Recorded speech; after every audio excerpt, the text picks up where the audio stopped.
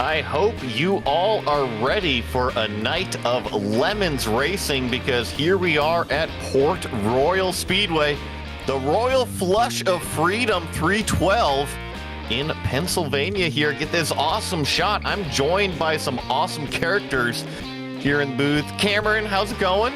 I am doing all right. I have all my digits still intact because I did not play with fireworks on the 4th. But I am playing with a little fire tonight with this Auburn Intermodal, my trucking company, my family trucking company's dirt street stock, making its world debut tonight. Not just any other racing league. This is the first time anyone's seen this car. Well, I'm happy. What was the character in Happy Gilmore? Chubbs? Chubbs who lost his hand? I guess I never watched that movie, so... Oh, yeah, my it was goodness. Chubbs. Yeah, it was Chubbs. It was Chubbs. It was definitely Chubbs. Well, I'm happy that you have all of your digits here to help grip the steering wheel tonight. Thank you. We also have Randy Bish joining us. How's it going, Randy? Oh, not too badly. I'm wondering, if this was a Mr. Chubbs situation, like, is there still a crocodile that we have to hunt down, or do we have to, kill a fireworks salesman? What do you think? Well, I think what happened is that probably blew up the hand, and then the hand was eaten by the gator, so we still have to get the gator in order to get the hand. Mm-hmm. Wall ride. Woo! Oh, we're Chastaining already. Does that make sense, right? It does, but then all I heard in my brain was ska as we're watching, Tony Hawk Pro Tater 2 here. Square XY. Then I think we also have another character in the booth, Eddie Smith, joining us as a guest. How's it going, Eddie? Well, I mean, it's going all right. I was told there was beer and craft services, but there's neither. So a little disappointed about that so far. But did you not get the BYOB memo? Yeah. Well, I brought it and then I spilled it, so now I think I'm just upset. So that's where I'm at. It can only go up from here. Well, I think in Port Royal, they definitely got a concession stand. So get up off the chair, head on down there, get a few road beers, and bring it back to the concession stand. Or to the booth. Yes, bring it back to the concessions. Here, Just I don't want to working and start rolling circles around there. That's when I'm 3 beers in is when I'm going back to the concession stand. Yeah. Is Pepsi Man driving a DeLorean? Yes. Yes. Yeah. The number 88, Grafton. Nice. Speaking of beers, Randy, I wanted to bring you in. Because last time we saw you on a That's lemon right. Yeah. Round 1 to be exact. You disappeared on us, and I just am honestly, I'm happy that you're totally safe and okay. But tell us about that experience. Do you mind? Dude, I've lost my hardened liver. It has been out of practice and rusted, and man, that was a baptism by fire that it did not deal well with. I remember it was a mess. I literally don't know where to begin to describe it. Well, what I liked about it is that we saw the full. You were talking about the bell curve earlier, which we're going to get to the different topic, but we saw the full bell curve of sober Randy to like excited, happy, giggly Randy to hammered, drunk Randy to I don't know what's going on, disappeared Randy. Yeah. With the car still on the racetrack, by the way. And a car that moved down by itself at one point to the other side of the track.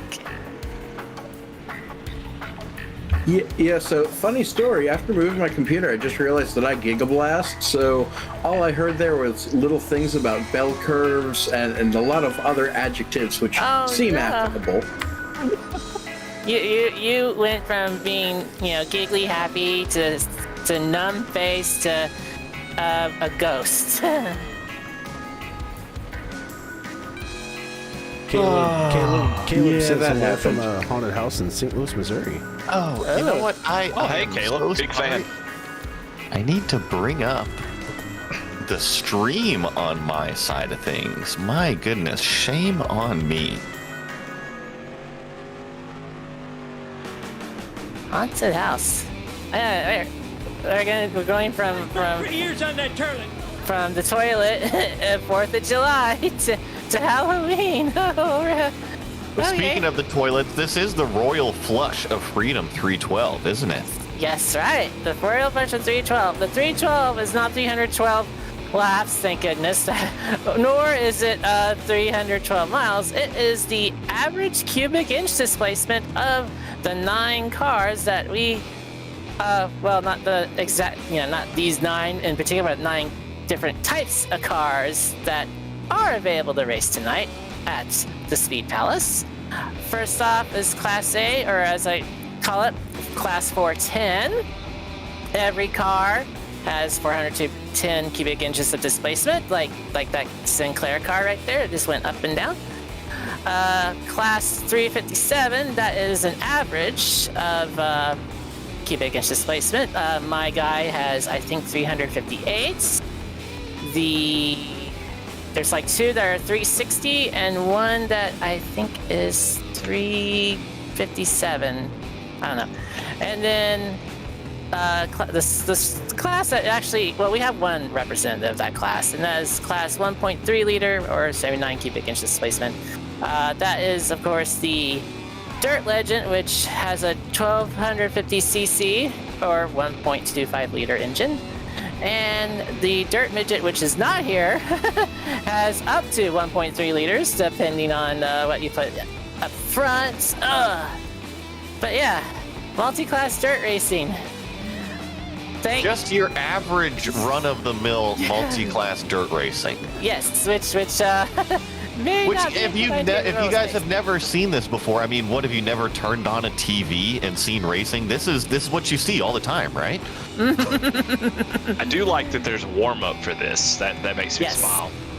Well, and Eddie, there's a warm up, no qualifying, and it just jumps straight into the 20-minute race, That's Like right. the Lord intended. I love it. That's right. 20 like minute trash the sprint. Lord intended. And damage is turned off, no penalties, and all the fast repairs you need because, I mean, you obviously need them with no damage. Yeah, I mean, if you get stuck on the wall or something, that's where the fast repair comes in. Oh, but I see here, it does include free trips to the Walmart Infield Care Center for the best deals on 24 packs of Mooshlong Summer Slam, Summer Shandy, and emergency medical care if you bang your head on the roll bar. That's Try right. to- I want to get a pack of that Shark X that car is advertising. That seems, Yeah, let's get a seems shot of that. useful. Yeah. Which one was that? The Shark X It is car, right the there. number 46. Yes. This Is there a Derek website on Gilroy. there? Is there a website on there? Can you? No. Okay. Nah. 800 number maybe something. Well, Derek will have to come up with that and send it to me for next round. Hello Oh, from no. Poland, says Jacob. Hey, Jacob. Ugh. Hey, Poland, Jacob, Hey, Jacob, Poland. Jacob. Hi. Jake, well, let's see here. Poland. It's got to be early morning time over there. What time is Uh-huh. it, Jacob? I'm impressed you're tuning in to us. Thank you very much. I hope you are getting some giggles out of it, at least. Yes.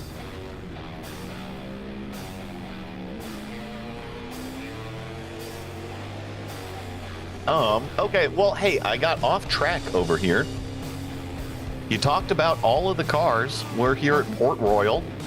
Warm-up is about to end. Yes. And Eddie, it's a perfect time to bring you in to talk about how we pick a winner here Seven. in Lemons. Hang on, just hang on. Well, you gotta let- you can yeah. use that, but you Yes. can use that, but you just gotta let hang on. Joey explain first to those who've Okay. never seen it before. So what we do is before the race, you pick a number in between 1 and what would be, 10? We got 10 entries out here running right now. Is that what we got, Ryan? Yes, sir. 10? 10 cars. And it's Okay. 3 a.m. and almost 3 a.m. in Poland. Dang, 3 a.m. Well, Jacob, thank you very much for hanging out with us. We are here to hang out and talk with you and hopefully provide you some entertainment. But anyways, Eddie, pick a number between 1 and 10, Okay. and whoever finishes in that position is actually the winner. Okay. All right. 2. 2. Two. Oh, you got to get up there and get after it tonight. So if you're not first, you're the winner, but only if you're in second. Yeah, if you ain't first, you can potentially win. So the first loser is actually the winner tonight. I like it. That's right. Yeah, there you go. All right, so second place will win tonight's race. As it looks like Jason Grafton, you got company with you showing off the simulator how to slam it into the wall here at Port Royal.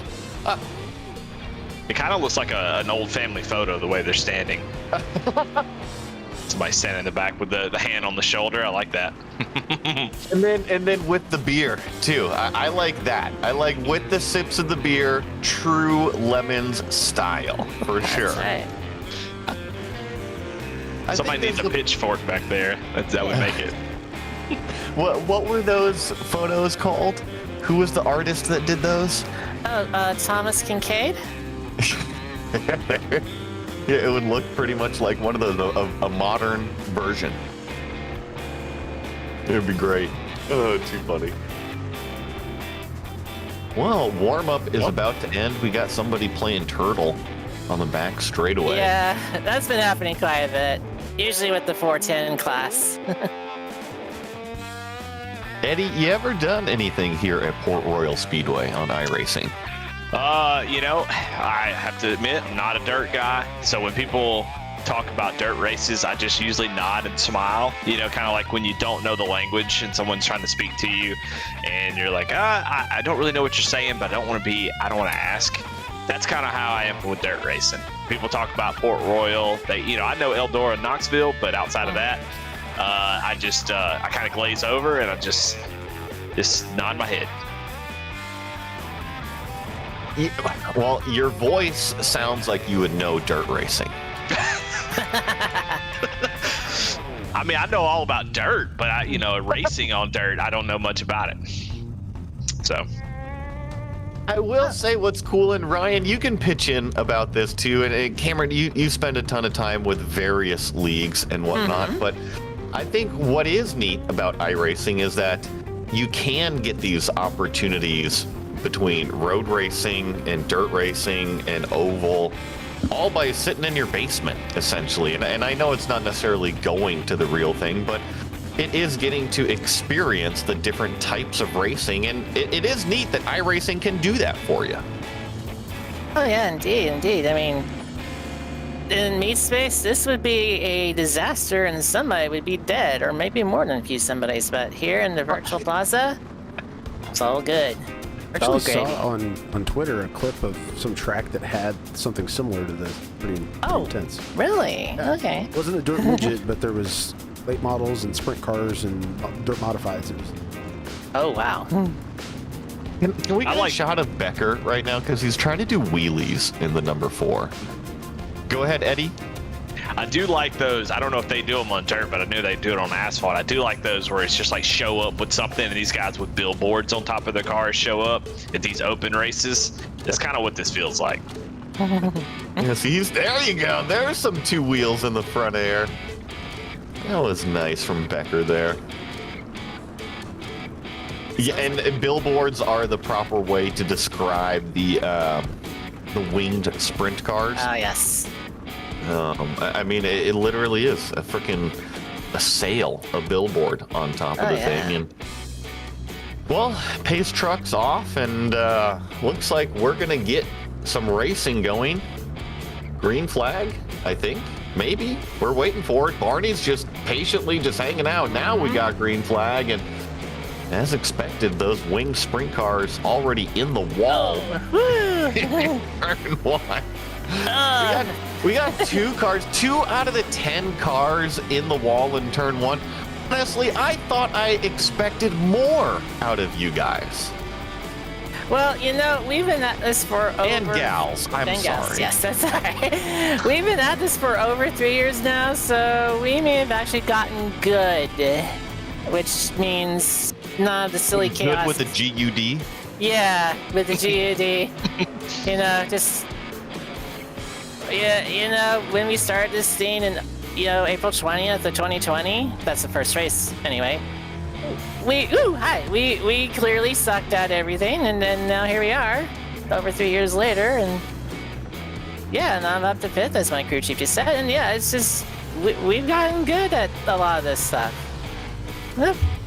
Yeah, we've gotten too good. We need to mix it up next week. Yeah, we need new blood to cause some chaos. Oh, no. Same people. Just next weekend, we're going to do Microsoft Flight Simulator. Hey, consider me in. I love flight sim stuff. I don't know how you're going to put it together, though. Hey, Randy, how are you doing tonight? Do you, first of all, since you were drinking last time, do you have a drink tonight, or are you taking a night off here with Lemons? Oh yeah, I don't even drink anymore unless I'm doing it specifically for charity. So perfect. Yeah, I'm just chilling. I'm just chillaxing here. So, okay, let's shift the topic from drinking to, what do you think I'm going to talk about? One of my favorites, food. Yes, the food man, Joey Atterbury. I love food, and especially with this car right here. Is this, okay, this is a beans car. That's right. Too many beans? Make short eggs. Hey. 2 little beans, no penalty. Keep going. That's a perfect combo right there, isn't it? You couldn't ask for more. Well, Randy, first of all, where are you from? Where are you hailing from right now? Oh, we're in Pittsburgh, so I'm one of those people who puts the coleslaw on the sandwich. Oh, okay. And also being in Pittsburgh, you're not too far from the virtual Port Royal, I guess.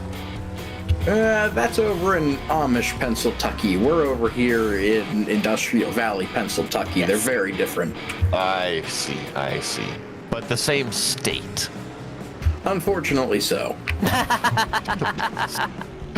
So in the old, what was it, steel mills over there, what did you have for dinner tonight? I actually haven't yet. It's coming no. later. Oh, later. What are you planning? Ooh, let's get in on this. I don't know. Okay. It might be leftovers, and if so, it's this beautiful like chicken stir fry that was done up last night. That was solid. And if it's not leftovers, Not a clue. Yeah, give us a range here. No, what I want is a good description for our audio-only listeners of the stir fry. Well, my internet's currently being delivered by birds. Carrier pigeon. Birds aren't real, man. IP over AC, baby. Spectrum Gigablast.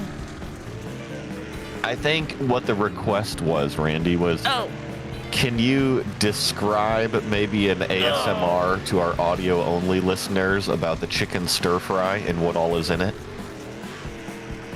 Well, yeah, of course. I mean, so first we put the pan on a nice low sizzle, and just added some nice peppers and some onions, and just a little bit of horseradish maybe, and pretty much every Trader Joe spice there was, and it came together. It needed a little bit more soy sauce, but overall I think it holds its weight together. 6.9 out of 10.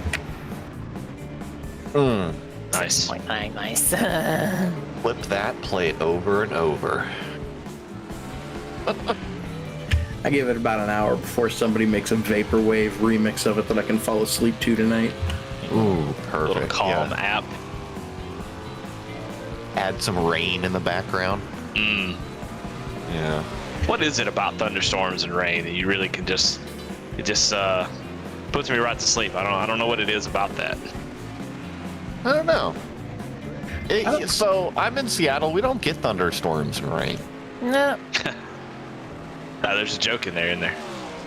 Well, I should say we get rain, but we don't get thunderstorms with rain. We just get rain.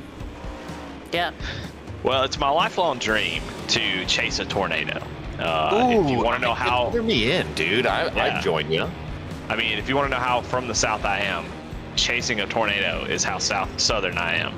I don't consider that southern, man. I consider that cool. No, like that's more fascination with weather than anything. Okay, Well, I'll take it. It's southern, but it's like Arkansas southern and not Georgia southern. Yes, Right. Midwest. Yeah. It's like you have nothing else to do southern. I get it. Yeah, I get it. Electricity is new to me, southern. I get it. See, Billy Idol gets it. I don't know. I don't understand why he doesn't. But I don't need a gun. Group of faster car. Thanks, Scrooge. No, I like that. I would.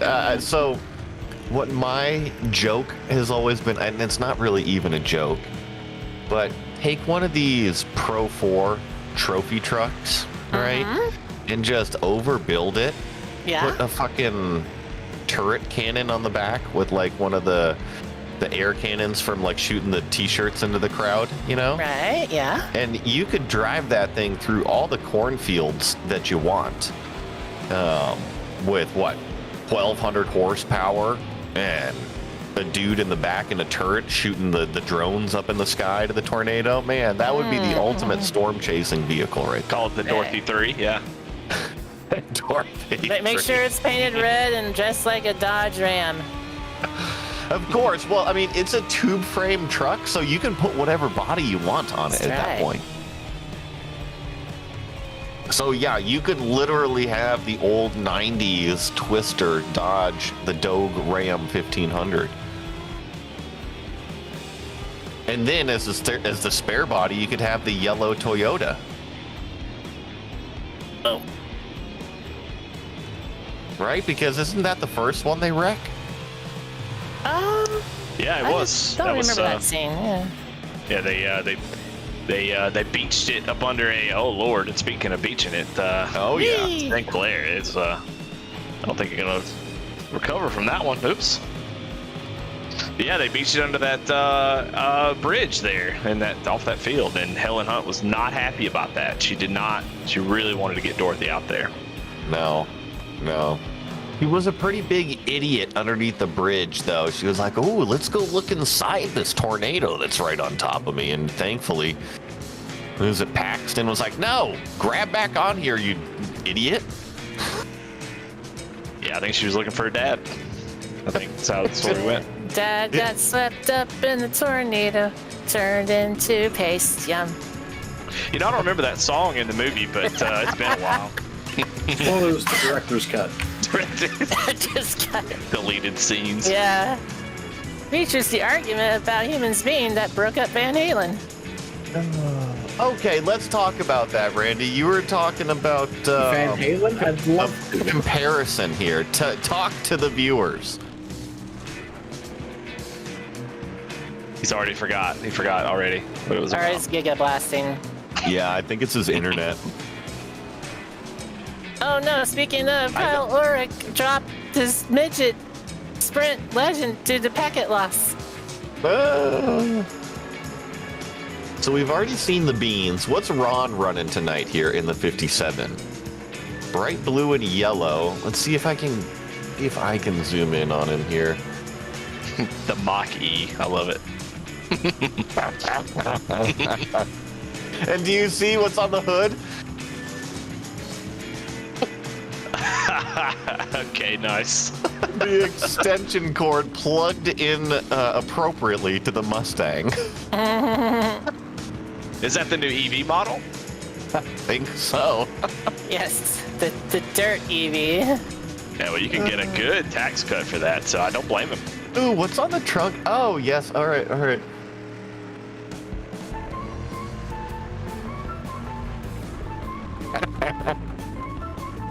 We were supposed to have Squad. hoverboards. How dare you? 10 minutes to go, man. It doesn't feel like it's been 10 minutes. Yeah, we're only halfway into the race. Only halfway Only into the halfway. race. Miss Lady J. Yes. So Ron's expression hasn't changed. Is his camera frozen, or what's going on? Oh no, he's very happy. I presume you're looking at him saying, "Oh, Kyle's back." But yeah, he's a very happy camper with his I don't know, he's wearing VR goggles with the bender eyes. No, Ron's playing on a screen tonight. Okay. Who was the AI controlled by the Cadillac virtual reality? I think it was Tyler. Oh, that's Tyler Stink. Yeah, he couldn't make it tonight. That's what it was. But yeah, I'm running the Pimax headset. Yeah. Yeah, Tyler couldn't make it tonight. He has a meat space obligation. Is that MEAT? M-E-H. Yes. Yeah, that's what we call not this.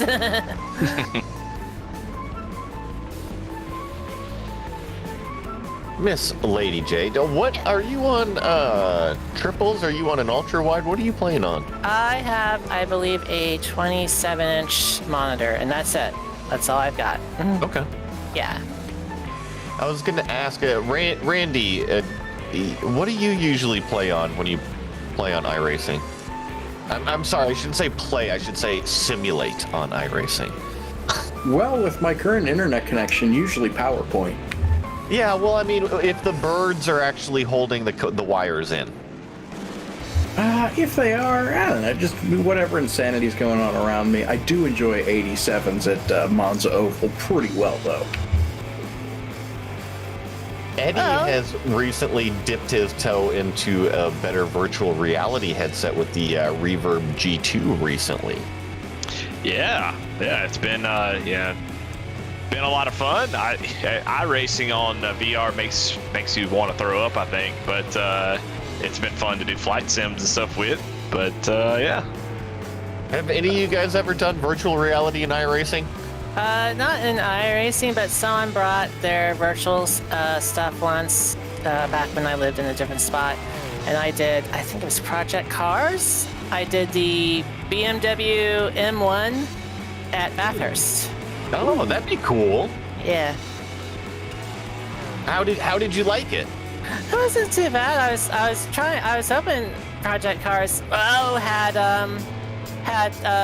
the Skyline, but M1 was close enough, I guess. Grafton taking a big hit here. Yeah, I mean, but plus with Bathurst and everything, it's got to be. I'm sure it was cool. Yeah, it was pretty cool though. Yeah, this is like, I think the 2016 someone brought it in. Oh, that's early virtual Yeah. reality. It's gotten so much better since then. Yeah. I have the original Rift, and I've done some dirt road stuff. Pretty fun. Yeah, the original Rift is good. I had the Rift S. Yeah, I that's believe where is it's what at. it was. Yeah. And then I went from the Rift S to the Quest 2, and then the Quest 2 to the Reverb G2, which is the same headset that we were just talking about that Eddie got. And I think the biggest jump up, Ryan, from that Rift to a newer one is that screen door effect. Do you know what I'm talking about? Yeah, absolutely. It looks like you're looking through a window screen. Yep, 100%. And the newer stuff is so much better with the clarity and the pixels. Just kill David Bryant. Ow. Yeah, I never do VR, but I just got my hands on like an OG Rift, so we're going to be trying out new scientific ways to throw up soon. Yeah, that's Perfect. No, and I think in iRacing, you can't really take advantage of the full potential of the graphics just because of what it is. I think I was just really impressed with the way the cones looked in iRacing. That was about the only thing that impressed me about VR. I'd pull out of pit road and be like, oh, look at the cones. Oh my God. I like turning the graphics all the way up and like getting in different cars and looking at the interior. That's kind of cool. Yeah. And you know what? That's a really good point too, because what I feel like virtual reality gives you is that immersion. So if you literally close your eyes and put on that headset and open your eyes, it's like you just put on the helmet and you're transported inside the car.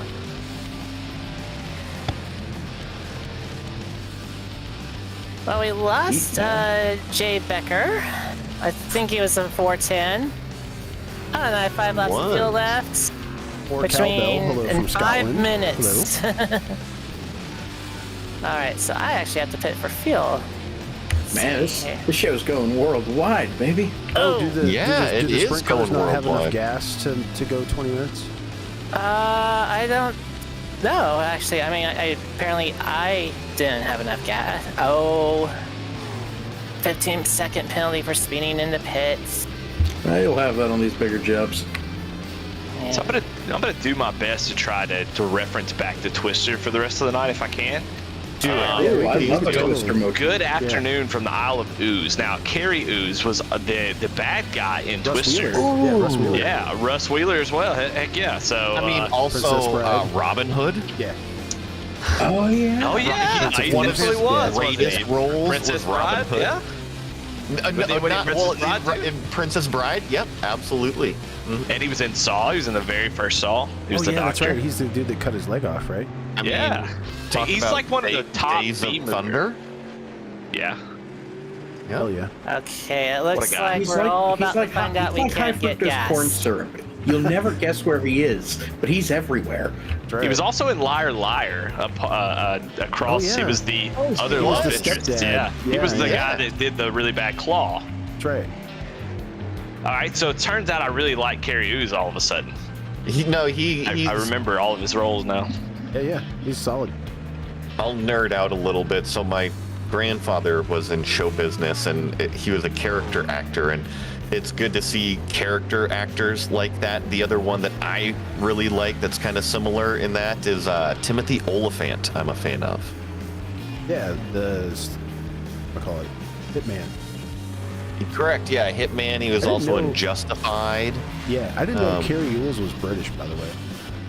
Dude, I was so blown away the first Yeah. time I heard him talk. Yeah, he is so British. Been in tights. I had no idea. Yeah. Men in Tights is one of my probably top 10 all-time favorite movies. Of course it is. It is. Just title alone, right? I mean, just Men in Tights is gonna put it there, but you know. What? What's wrong, guys? This is 2023 here. Sorry, There's nothing wrong with it. I can't pit for fuel though, and I don't think anyone else can either. So. Whoever saved gas is gonna. Well, it doesn't matter, you know. Yeah, I mean, whoever comes in second. If only you had Lily Bell Air coming to pick you up. You know, Curios is in the new Mission Impossible movie too. I didn't know that. What? I'm gonna pull into. Dead Reckoning Part 1. That's like peanut butter and jelly. I love Mission Impossible. I love Carrie Oos. Yeah. Now it's like the best sandwich ever made. Hopefully he's playing a bad guy. Yeah. All right. That's Miss Lady J running out of gas. All right, who else is running out of gas? Nobody. Everybody else is running except you. How'd that happen? Oh man. Best. But while we're on the topic of actors, How about we go ahead give Lily Bell Air the shout out that's needed? Because flying the friendliest skies, Lily Bell Air is the way to take you to wherever your heart leads. Flights start at $69 just one way to over 450 destinations in the U.S. and beyond. That's right. And you'll get to see Lily Bell Air on the ground in the next race too. Wow. that's almost scary if you think further into it.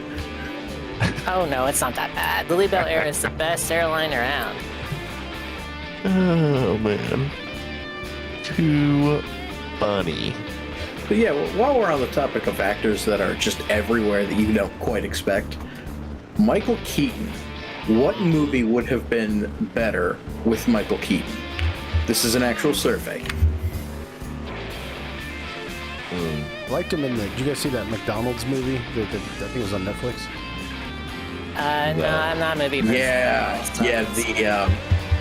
The Founder, was it? Yep. That was solid. Yeah, that was a really. Oh, by the way, we're getting a checkered flag. I wasn't paying attention over here. Yeah. Yeah, these things happen. I still want to know how Cameron's the only one that ran out of gas. Well, you think one of these sprint cars could at least push one of the street stocks across the line?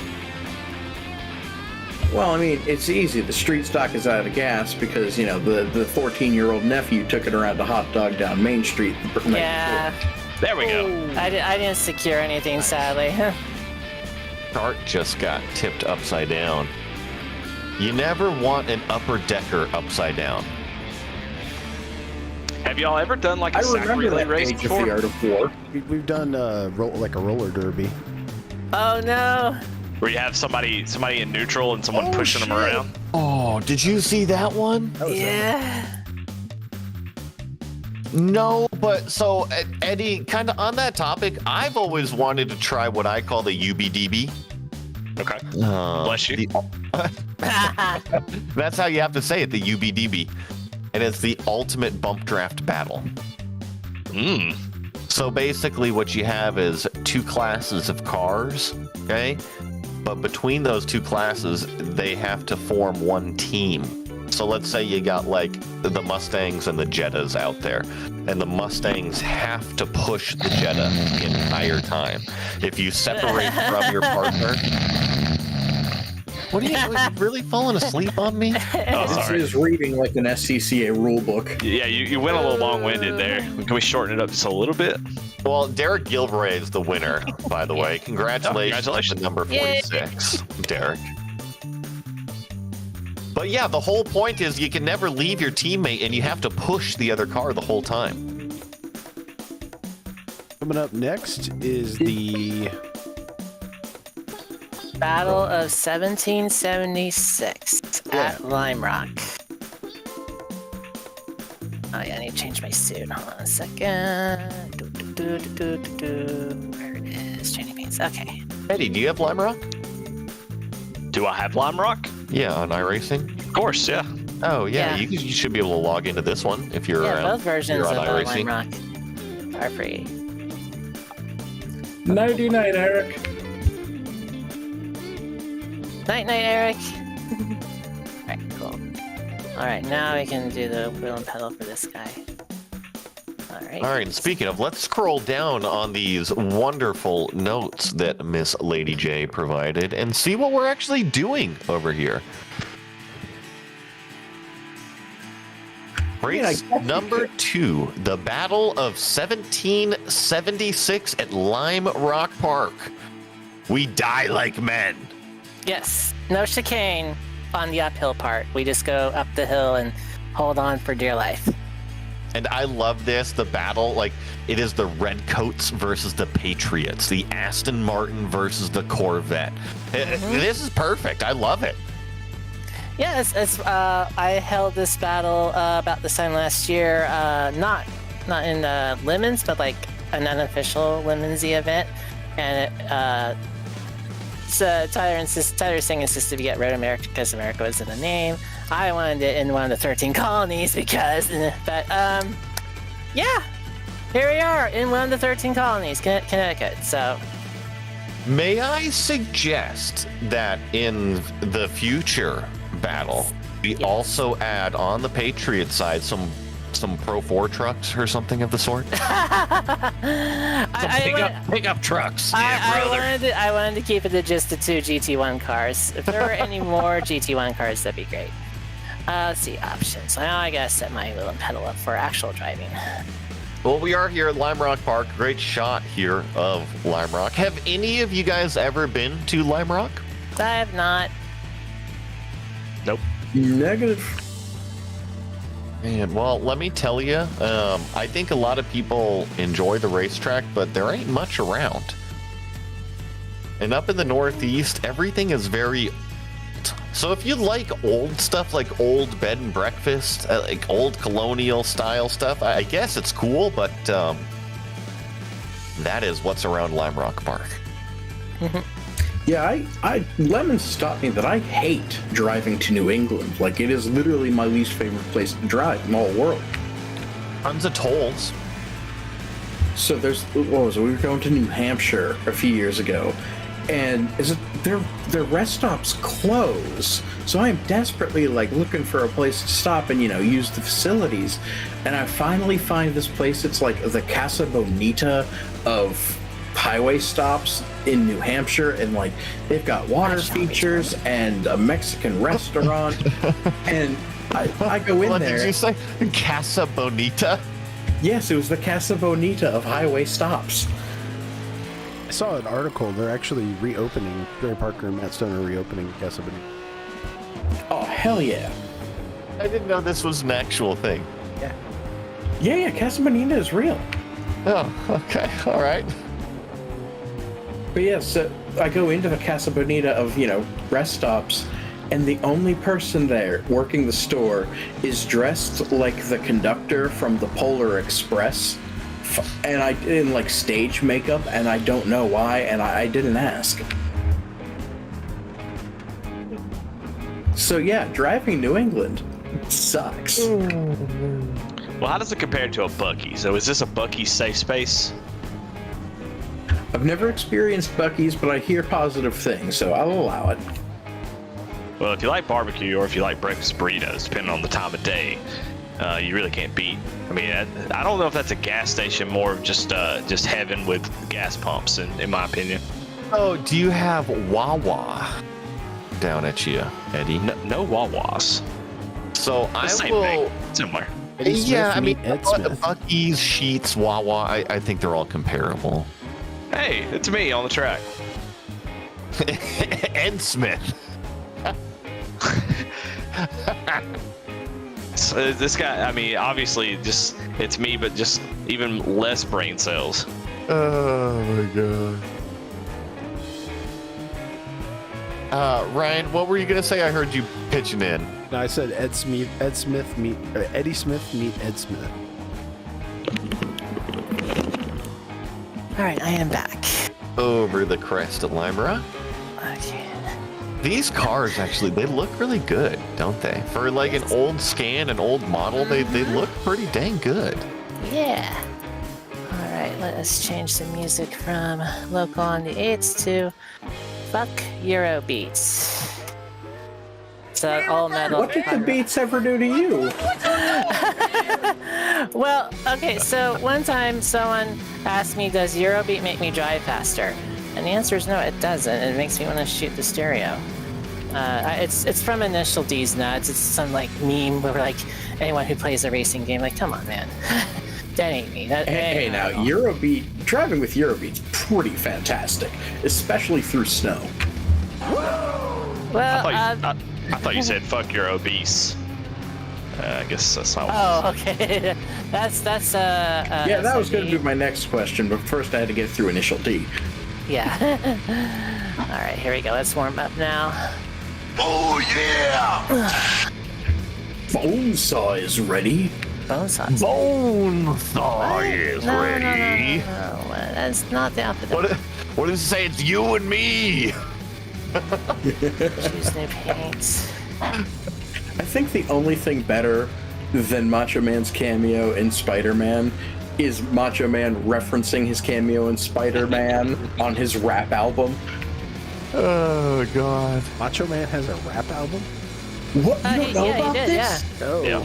Yeah, No, Macho I Man know- Randy Savage yeah. has a full rap album, and it is amazing. Oh, man.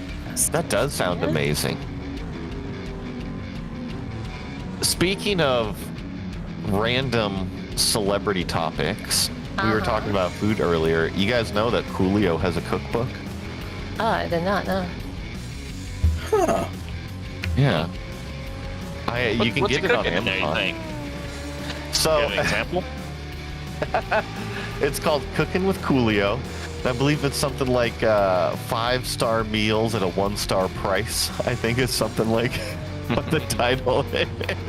I'm gonna See, look now it this up is here. where it gets weird, because whenever I think for inspiration of a 5-star meal, I don't think Coolio's in my number 1 or 6 slot. So you can get it on Amazon for $10. Cooking with Coolio, 5-star meals at a 1-star price. Coolio, the ghetto gourmet. I mean, at $10, I don't think you get much 5-star out of any of it. I don't know. All right. I He's think we dead, should though, try right? Did he not die? Did Coolio die? Yeah, I think Coolio's dead, or did I just kill him? Sorry. He might have just murdered him. Coolio and I don't Randy know. Savage are both. Oh, okay, yeah. Oh, unreal. Oh, yeah. Alright. Yeah, I knew Randy Savage was dead. Yeah, so Randy we're talking about dead people. We're dating ourselves really bad here. Let's talk about somebody who's not dead, and that's definitely Dusty from Twister, the actor. He's not dead, right? Ah, No, Yeah, he is actually, dead. yeah. He is dead. Philip Seymour What? Hoffman. No. Yeah. Philip Seymour Hoffman, he died a handful Philip of years Seymour ago. Hoffman? Oh no. Well, you What- took a calculated risk, but boy, are you bad at math. Probably one of my favorite characters out of any. Okay, well Any let's do movie it. ever. Let's do another Twister reference who I believe is alive. Is Bill Paxton. Yeah, Bill Paxton was really good in that movie, right? not Bill Paxton. We're Paxton gonna- no longer with us. We're gonna What? go Ferris you gotta be Bueller. kidding me. Ferris Bueller's Day Off. Cameron in there. Oh, yeah. You yeah, remember yeah, he was in Twister. yeah, he was, on that, yeah. that Oh, Michael yeah, J. yeah, Fox yeah, show, yeah, too, yeah. right? Where they were like mayors and stuff. I Yes. never saw that one. Called,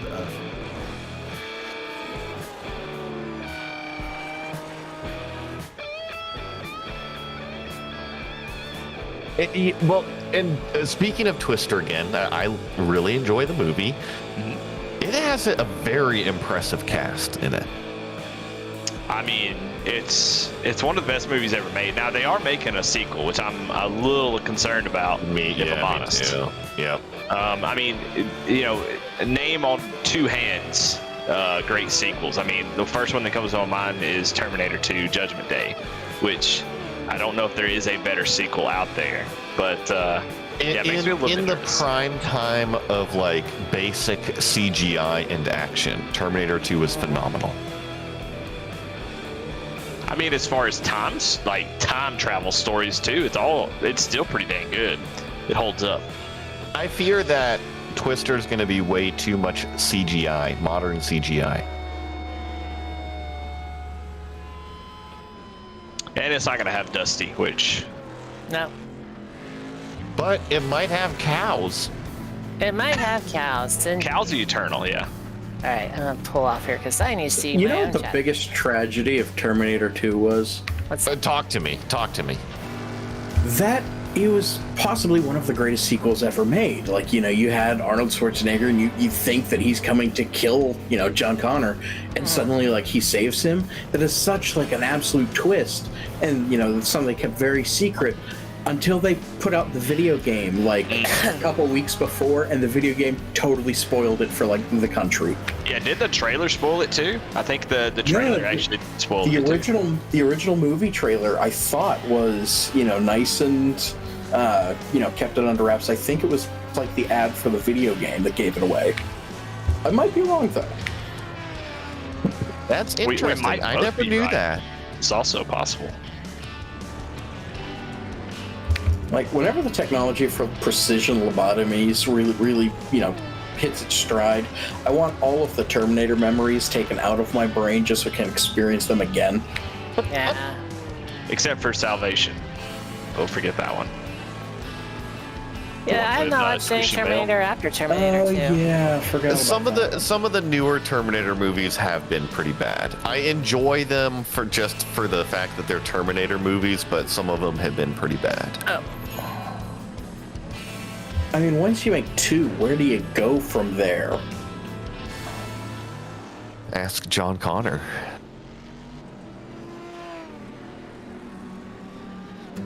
That was the problem. We keep trying that, and we just keep getting sad movies. Yeah, that's true. All right, so somebody give me. And I'm sorry, Lady J. I know you say you don't really watch movies, but somebody give me good time travel movies. I mean, The Judgment Day, obviously one Back of to them, the but Future, man. heck yes. I just watched all 3 of them this week, actually. Can I admit broadcast going on. something? what's Okay. up? You haven't seen it? I've never seen any of the Back to the Futures. Oh, Wow. I watched a snippet of like what's the dude chasing Marty McFly on his hoverboard through the fucking mall park the other day? Through the that fountain? was Back to the Future 2. Okay, all right, yeah, I saw that clip on TV the other day, but I haven't seen any of the actual movies. I feel like you're the type of guy who doesn't watch that movie just so you can say what you just said. No, I wouldn't say that. I would just say that maybe the right opportunity for me to sit down and watch that movie with my ADD brain, it hasn't happened. Stunt Granny says Bill and Ted's Excellent Adventure, and Derek Gilray says Adam Project. Yeah, I agree. Those are both good time travel movies. Yeah, for sure, 100%. Well, can I get any fans of Primer? I'm really the haven't seen that deep one. cut. Haven't seen that I've one. never heard of it. Oh, I love bringing up stuff nobody's ever seen before. That's good for broadcast. Sorry. So I'm going to throw one into the ring here on a technicality, but a very good time travel movie is It's a Wonderful Life. Oh, yes. Because he doesn't travel through time, he travels between universes. And, because time and space and that whole thing, technicality.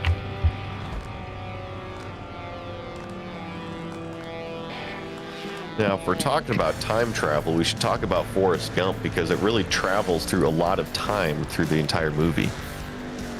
That's right. Okay, now we might be stretching this. Yeah, we're stretching these time jokes for sure. Yeah. Stunt Granny says Primer could have desperately used a more budget. Yeah, absolutely. I remember when Forrest Gump got into the Camaro and sped off into the desert and Freebird was playing, and he drove off the cliff. Just my ADD brain going over here. Another great movie with great memes and a good cast. Con Air. Oh, Man. Good shit. come on, brother. My southern accent's gonna come out. Yeah. It's one of my favorite Nicolas Cage movies, 100%. Well, hey, real fast because warm up is done. Eddie, pick a number 1 through 12. 9. 9. All right, 9th place is winning this race at Lime Rock Park. All right. Well, I am starting third in class and maybe third overall, so I gotta suck, apparently. Coincidentally, 9 is on the scale out of 10 how much that bunny should have been put back in the box. Oh yeah. I mean, the bunny and John Wick's dog. I mean, is there any bigger two catalysts in any movie ever? I mean, those two. Yeah. Yeah, tough going. I mean, in speaking of impressive cast again, Con Air has a very impressive cast. Dave Chappelle's in that movie. Did you know that? Yes, I did. I always forget he's in there. Yeah. Dave Chappelle was also in Robin Hood Men in Tights. In Con Air, Chappelle's the guy that like falls out of the plane when it's in there, right? Underneath the plane. I think so. Yeah. Yeah, Steve Buscemi is a child predator. That's correct. Right. Oh, yay. Malkovich is the lead bad guy. And Malkovich is incredible. Yep. Sean Connery. Then you got Cusack. Wait, Sean Connery's Not that I consider Cusack. Oh, I was thinking about The Rock. My bad. The Rock. Con Air meets The Rock in these nuts. It's a crossover TV special that they did. Yeah, it's special. We already got spins on the racetrack on the outlap on the pace lap. Trouble on the pace lap. Let's see. Are we gonna Y off like we usually do here? I think in terms of Nick Cage movies, though, The Rock is probably in one of my top 3 all-time movies. Come on, Face Off, man. That's a little bold. Face Off is good, but I think The Rock is better than Face Off, man. See, I'm a sucker for those 90s action-y blockbuster movies like Con Air. I know one that's like totally your pop major boners over is what's the one with Travolta and Slater? Broken Arrow. Broken Arrow, yes. Yes, Nukes, my favorite. And Nukes on a train. It's green at Lime Rock. America versus England, let's go. Battle of 1776. Speaking of Red time Coats travel versus the Patriots. Yes. Speaking of time travel, I think we already know who wins this one. Correct. Oh yeah, so this has incident points. 9 incident points. I just got 2 apparently. 9 incident points drive through. 9 more drive through. 9 more drive through. 9 more drive through. So. Is it really? You are strict out there like the Tea Party. Oh, I mean, it's this is a half-enduro. No wonder why there's a revolt going on. This is a half-enduro, so this is actually generous because a full enduro, which is 80 minutes, has... Oh! We're 3 wide on the uphill. The Corvette gets turned. Oh, God, now I have to tow to service. That's... Another one. Well, I am now 3 away from driving through. Oh, more cars off. More cars off. It's all right. We're good. We'll get the hang of it eventually here. Now, I'm not too happy to see that R. Kelly is leading this race. I believe I can fly. Well, hey, but don't worry. He may be leading the race, but he is not the predicted winner right now. The predicted winner is currently Ron Harrington. Hey, go Ron. Who's zipping up over there? R. Kelly. You said it was up. Do a flip! But yeah, so with half enduros, which are 40 minutes, 9 incident points instead of 17, because it's half, give or take. But unlimited fast repairs, whereas with a full enduro you only get 6. So. Do you guys remember when we used to race cars with Etch-a-Sketches? We try to get that happening, and we will do No Pedal, No Wheel Invitational eventually. We will do that. Have you heard of this, Eddie? I have not. I'm really intrigued. I was hoping one of y'all explain it without me having to tell you I didn't know what it was. Well, it's real easy. Don't bring your wheel and pedal. You can start with a gamepad like I did in the last race, but you can also do something like what Randy did. Pickles, jar, and electrodes. Put the pickle and drive your car with it. Then replace and drive your pickle again. Drive your car with the pickle again. Basically anything awesome. except wheel and pedals. So you can. Anything. There is one exception to that, and that is Santiago Iglesias, one of our usual guys, hacked the CAN bus of his company car to drive his virtual car. So that is allowed. But leave your Logitechs and Thrustmasters at home. Yeah, but it wasn't like it wasn't the actual inputs of his car, was it? Like to brake, didn't he have to like open the driver door or some crazy Yeah, he had to stuff? open the door to like brake or turn left or something. Yeah.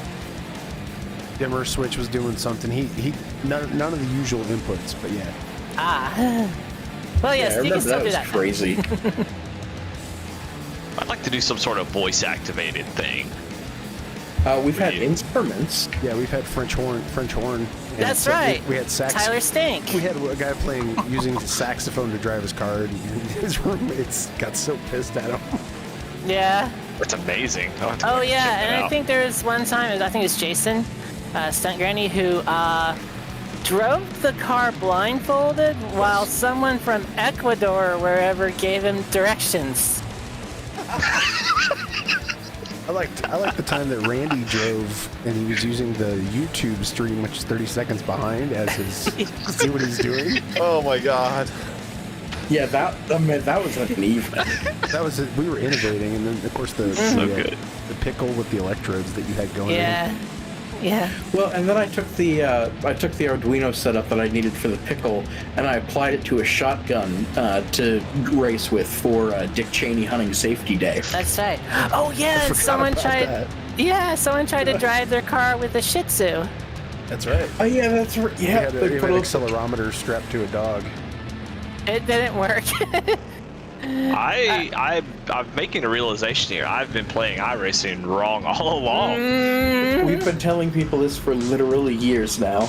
The Etch-a-Sketch, that was probably my favorite. Or the Butter Churn, that was a good one too. Yeah. And I think someone made a. The Minority Report gloves, where you like hovered your hands over it and did special Oh, variants. yeah. That was cool. Oh, the Power Glove is so bad. Yeah, it was more like Minority Report, but I like the butter churn. Butter Churn's pretty good. I think I have a picture of the Butter Churn. I think I think someone you do. I also think made you a shared it button before. box of toggle switches, and they were unmarked, so you had to guess which one did what. Early on, somebody hooked up an HVAC control unit from like a Nissan Z32. So they're just sitting there Climate sliding the AC. control Oh no! Yep. Yeah, that's what it was. It was sliding the AC slider to get throttle and whatnot. What liveries do we have out here in this show tonight? A lot of the Corvette. A lot of Dale Corvettes, right? I didn't see any Dales. Hell yeah. Well, I mean, that's what he ran, was this yellow Yeah. Corvette scheme. Yeah, with his son. That was his final race before his passing.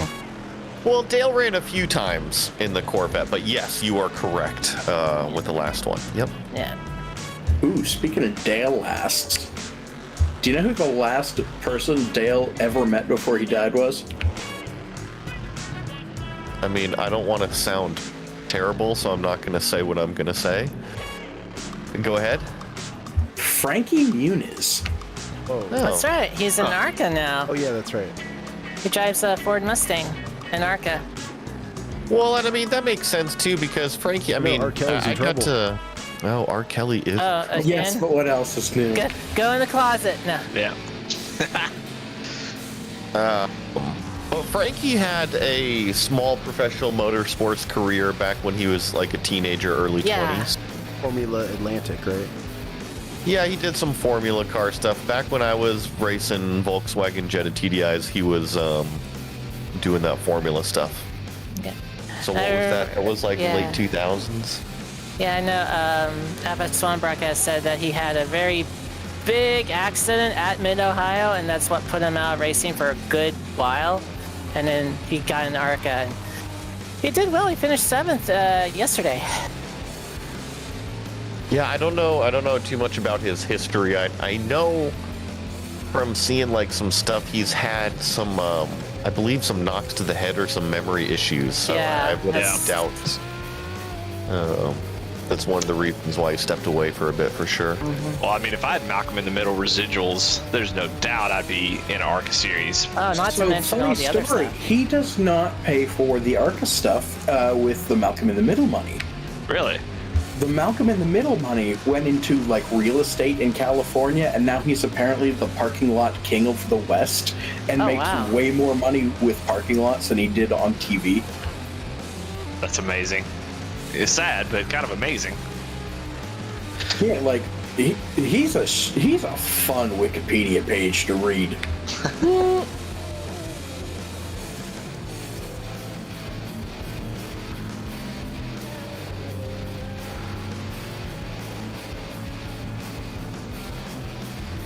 I mean, there's actually good racing going on right now. What is this?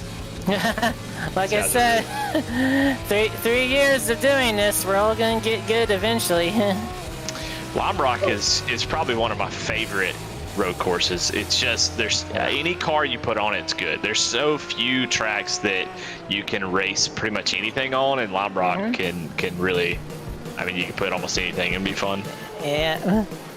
So, from personal experience, I couldn't disagree more with that statement. I think that Lime Rock Park, at least in real life, okay, it is a great driving track. I love to drive it. It flows awesome. It's great to drive. However, racing on it is very frustrating. But I guess that's what plays into the name of the bull ring. So enough about that. We finally have an answer for the previous dinner questions. Oh, what'd you get? We did not do leftovers. Okay. I've just had a plate of steak and eggs brought to me, and I could not be happy. Nice. You know who else likes steak and eggs?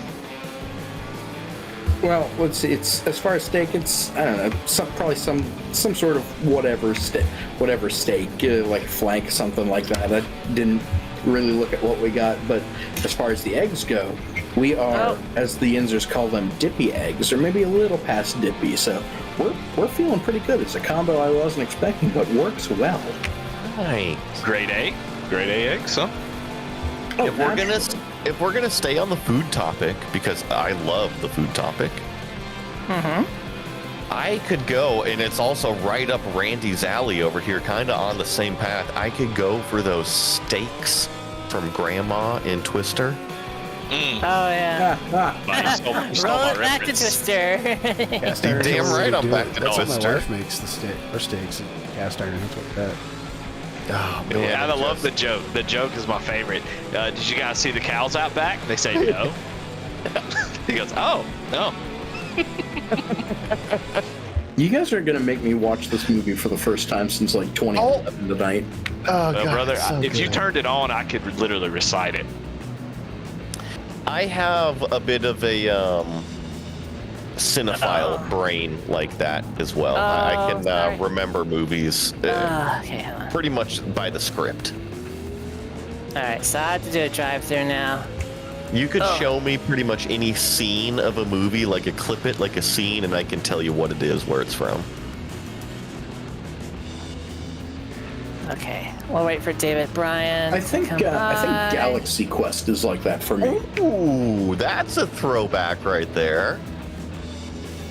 I read up on it a little bit not too long ago, and I forget which movie critic it was, but they gave a list of 5 perfect movies.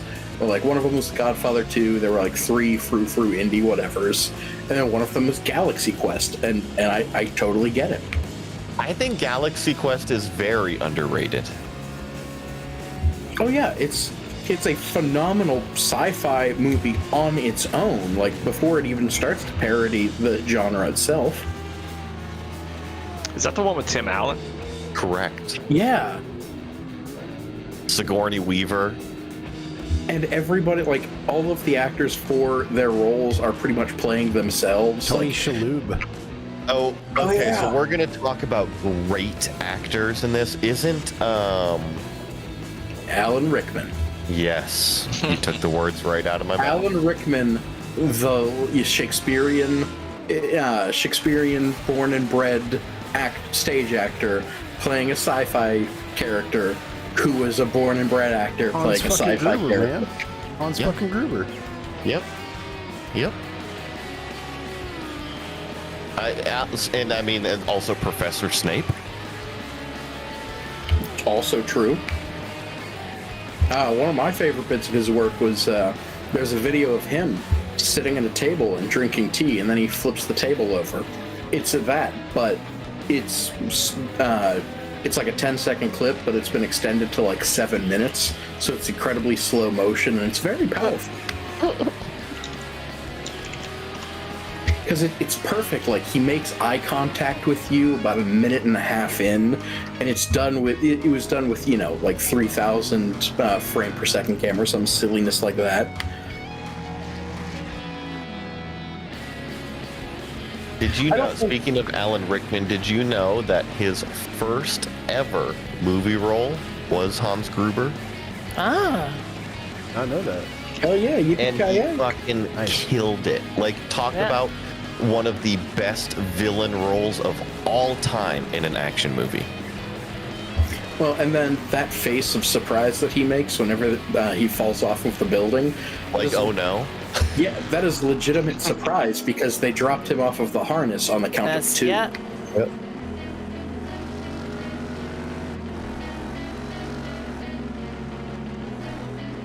Yeah, so Alan Rickman, again, one of my favorite Appalachian cryptids. Appalachian cryptid, Hans Gruber.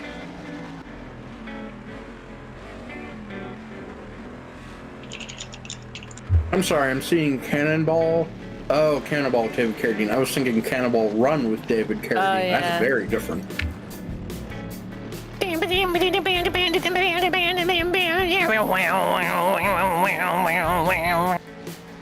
When you want to crash a car, what you You know gotta who do? did the actual song for that movie?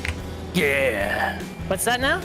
The dude that does the song for the Cannonball Run movie? Oh, was he actually in the movie? I don't know. No. It was, what's Ray Stevens. Yeah, Ray Stevens, yeah. I did not realize that Mississippi Squirrel Revival guy was the same guy as Cannonball guy. Yeah, he made a banner of a song, and then I think he re-recorded for Cannonball Run 2. It just wasn't the same. Yeah, something's different with the second one, but Cannonball Run 2 is probably the best bad movie I can think of.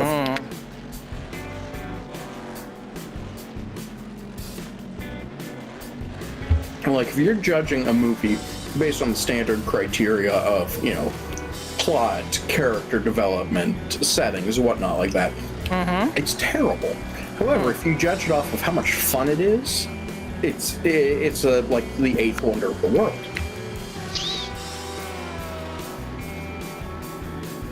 What are you talking about? Cannonball Run? Cannonball Run 2 specifically. I don't think I've seen them. Oh, you should. Start with the first, of course. It has the banner of an opening featuring a Lamborghini with a front spoiler. Yeah, front spoiler, front wing. Because downforce is very important on a car like that.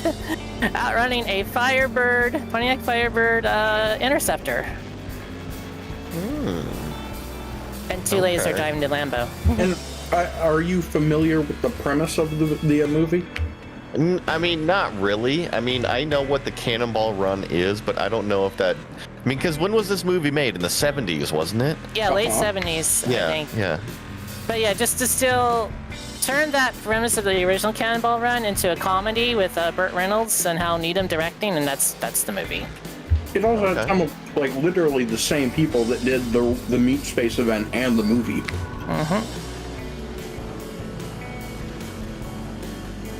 Like, that's going out and doing something crazy with your friends, and then making a full feature length film about it. Well, I mean, that's what? It's Smokey and the Bandit. Yeah, Smokey and the Bandit was good. The second one was good right up until they picked up the actual cargo. Then this did nothing for me. Oh, man. They're better than I elephants. don't think I've ever seen Smokey and the Bandit 2, and I don't think I'm ever going to change that. You know, I feel like Snowman would be good at storm chasing. Okay. You're doing a way better job at this than I am. Yeah, but how would Fred take it? The pup? Is that was the pup's name? Yeah, Fred?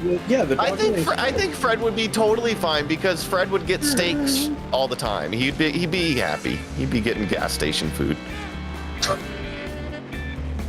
Yeah. Ooh, I did forget that it's being brought up that Jackie Chan was in Cannonball Run, and I believe that was his first movie released in America. That's right. He was in a Mitsubishi because he's a Mitsubishi fanboy. I had no idea about that. He was actually, if I'm remembering correctly, he was in a Subaru in that movie, the crazy flying Subaru. But I definitely do know he is a Mitsubishi fanboy. True. Although, Yeah, he had the Evo in one of his movies in that car chase. You know what I'm talking about? I think it was like an Evo 4 or an Evo 5. Now I gotta look it up. Jackie Chan Mitsubishi Evo car chase.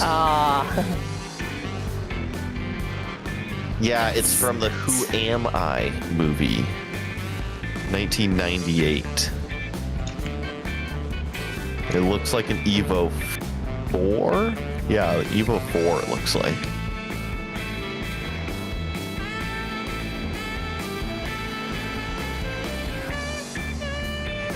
So, while we're going very, very loosely and tangentially from topic to topic, through strained means, do you guys know how Subaru started in America? I could make a sarcastic response, but no, go, tell me. So Subaru was started in America by the same guy that brought us the Bricklin a few years later. And it was pretty much a scam. He was bringing over like these tiny Subaru 360s, which are like shitty golf carts with doors, and he was pitching them to people as like real cars, and then they get to America and just get, the unsafe for highway use stamp. So all of the people that set up dealerships for them were just kind of screwed. And then he fled the country to Canada and started Bricklin, which went okay. So yeah, Subaru America was a scam. That I had no idea.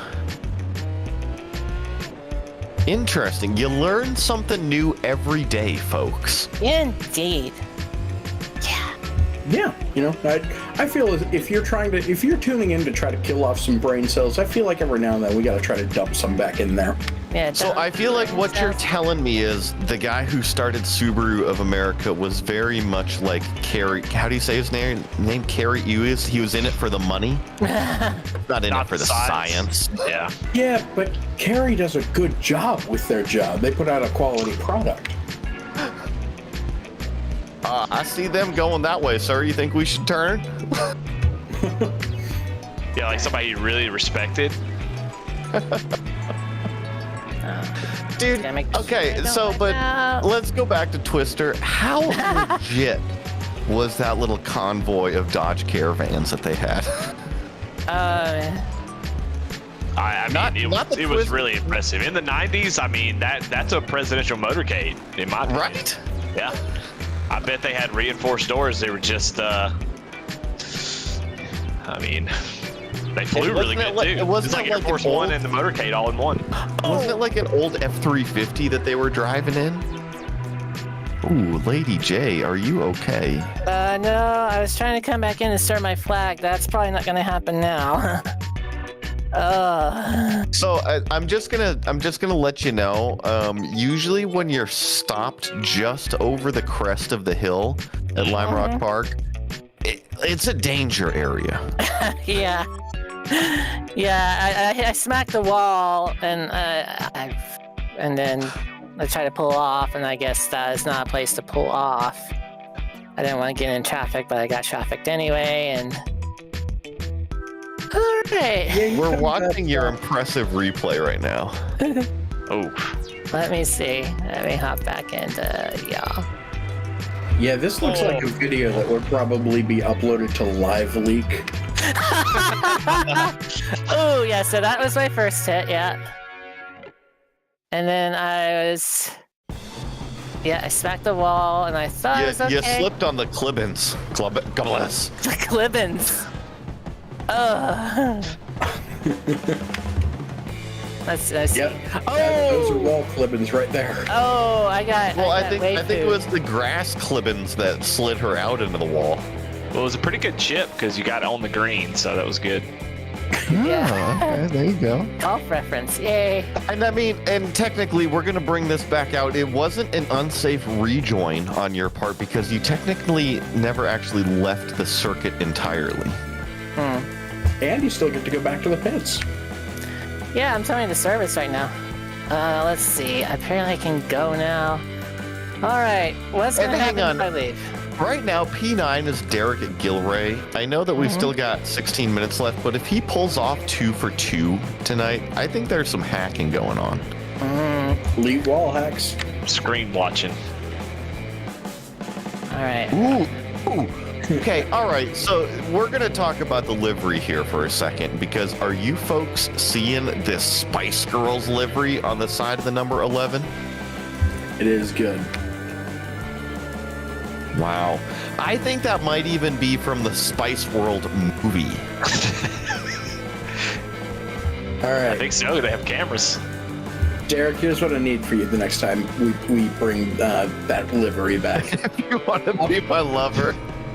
Taking it to one. Oh, yeah, I remember the Spice Girls livery, yeah. That was last year's happening. Yeah, Derek, if you ever need to update No, this... don't hit the wall, don't hit the wall just, again. like, Don't make hit their eyes the wall. blue Okay. on the side, and just, throw like a Doom character in the back, and just I call need it to actually Spice get to the World. black flag. Do you see who the driver name is on it, Randy? Oh, yeah. Yeah, that's why I'm expecting it to end up in a wall here soon. Oh, come on. This is not I don't going think there's well for me. any person in the world that has done more vehicular damage than He's crashed his McLaren a couple times, hasn't he? There. Yeah, he's totaled his F1 like twice, I think. Yeah, well, you know what? Sadly, a rebuilt McLaren F1 is still probably more value than 99.9% of the cars out there. Yeah. Oh, easily. Alright. All I gotta do is serve the hold, come back around, survive coming back around, One of those do my ones that drive-through. is so absolutely unobtainium. Like, it's between that and like a Tucker 48.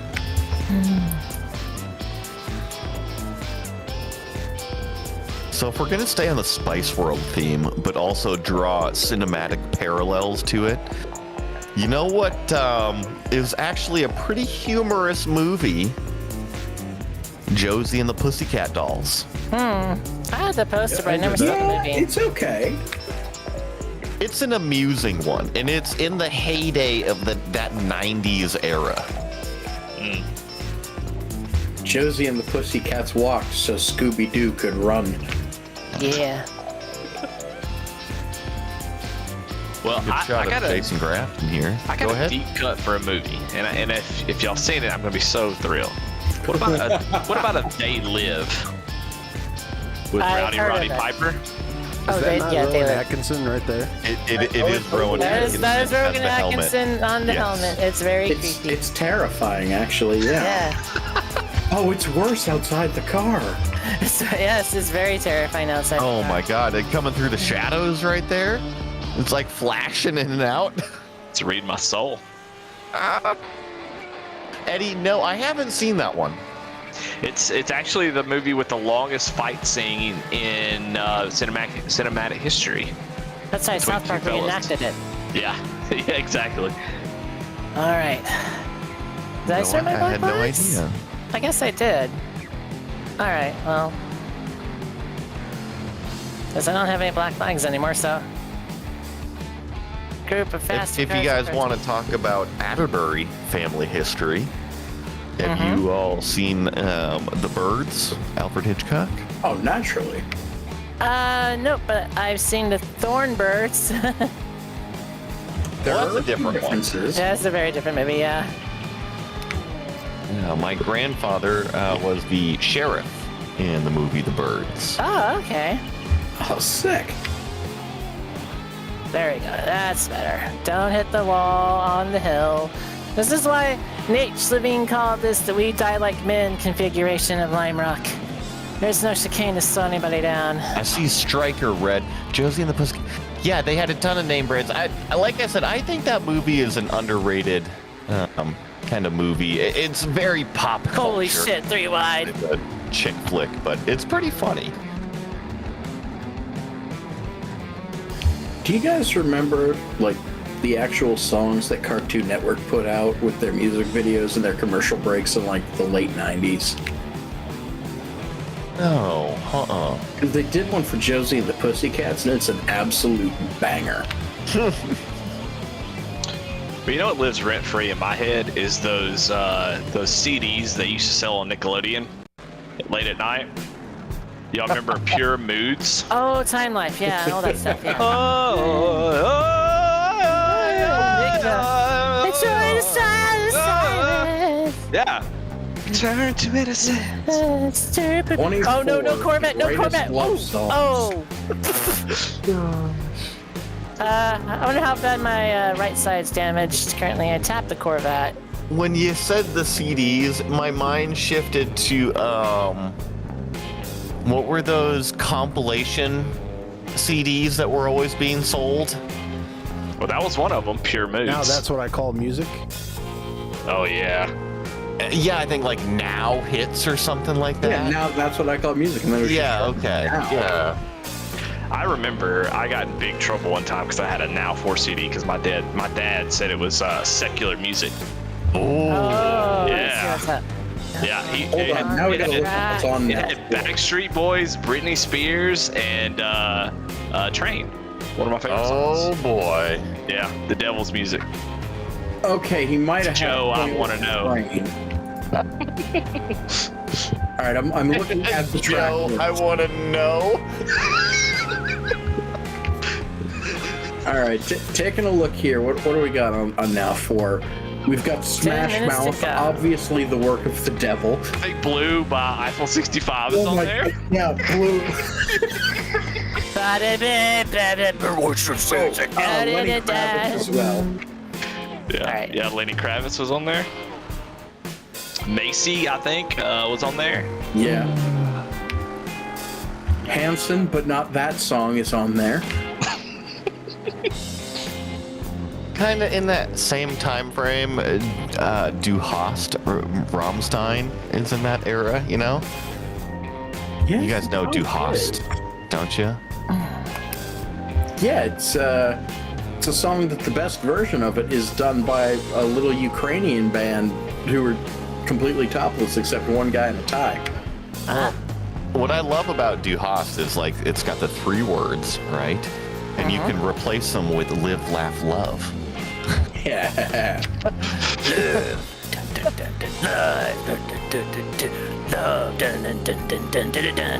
Live, laugh, love. Live, live, live, live, love. Live, live,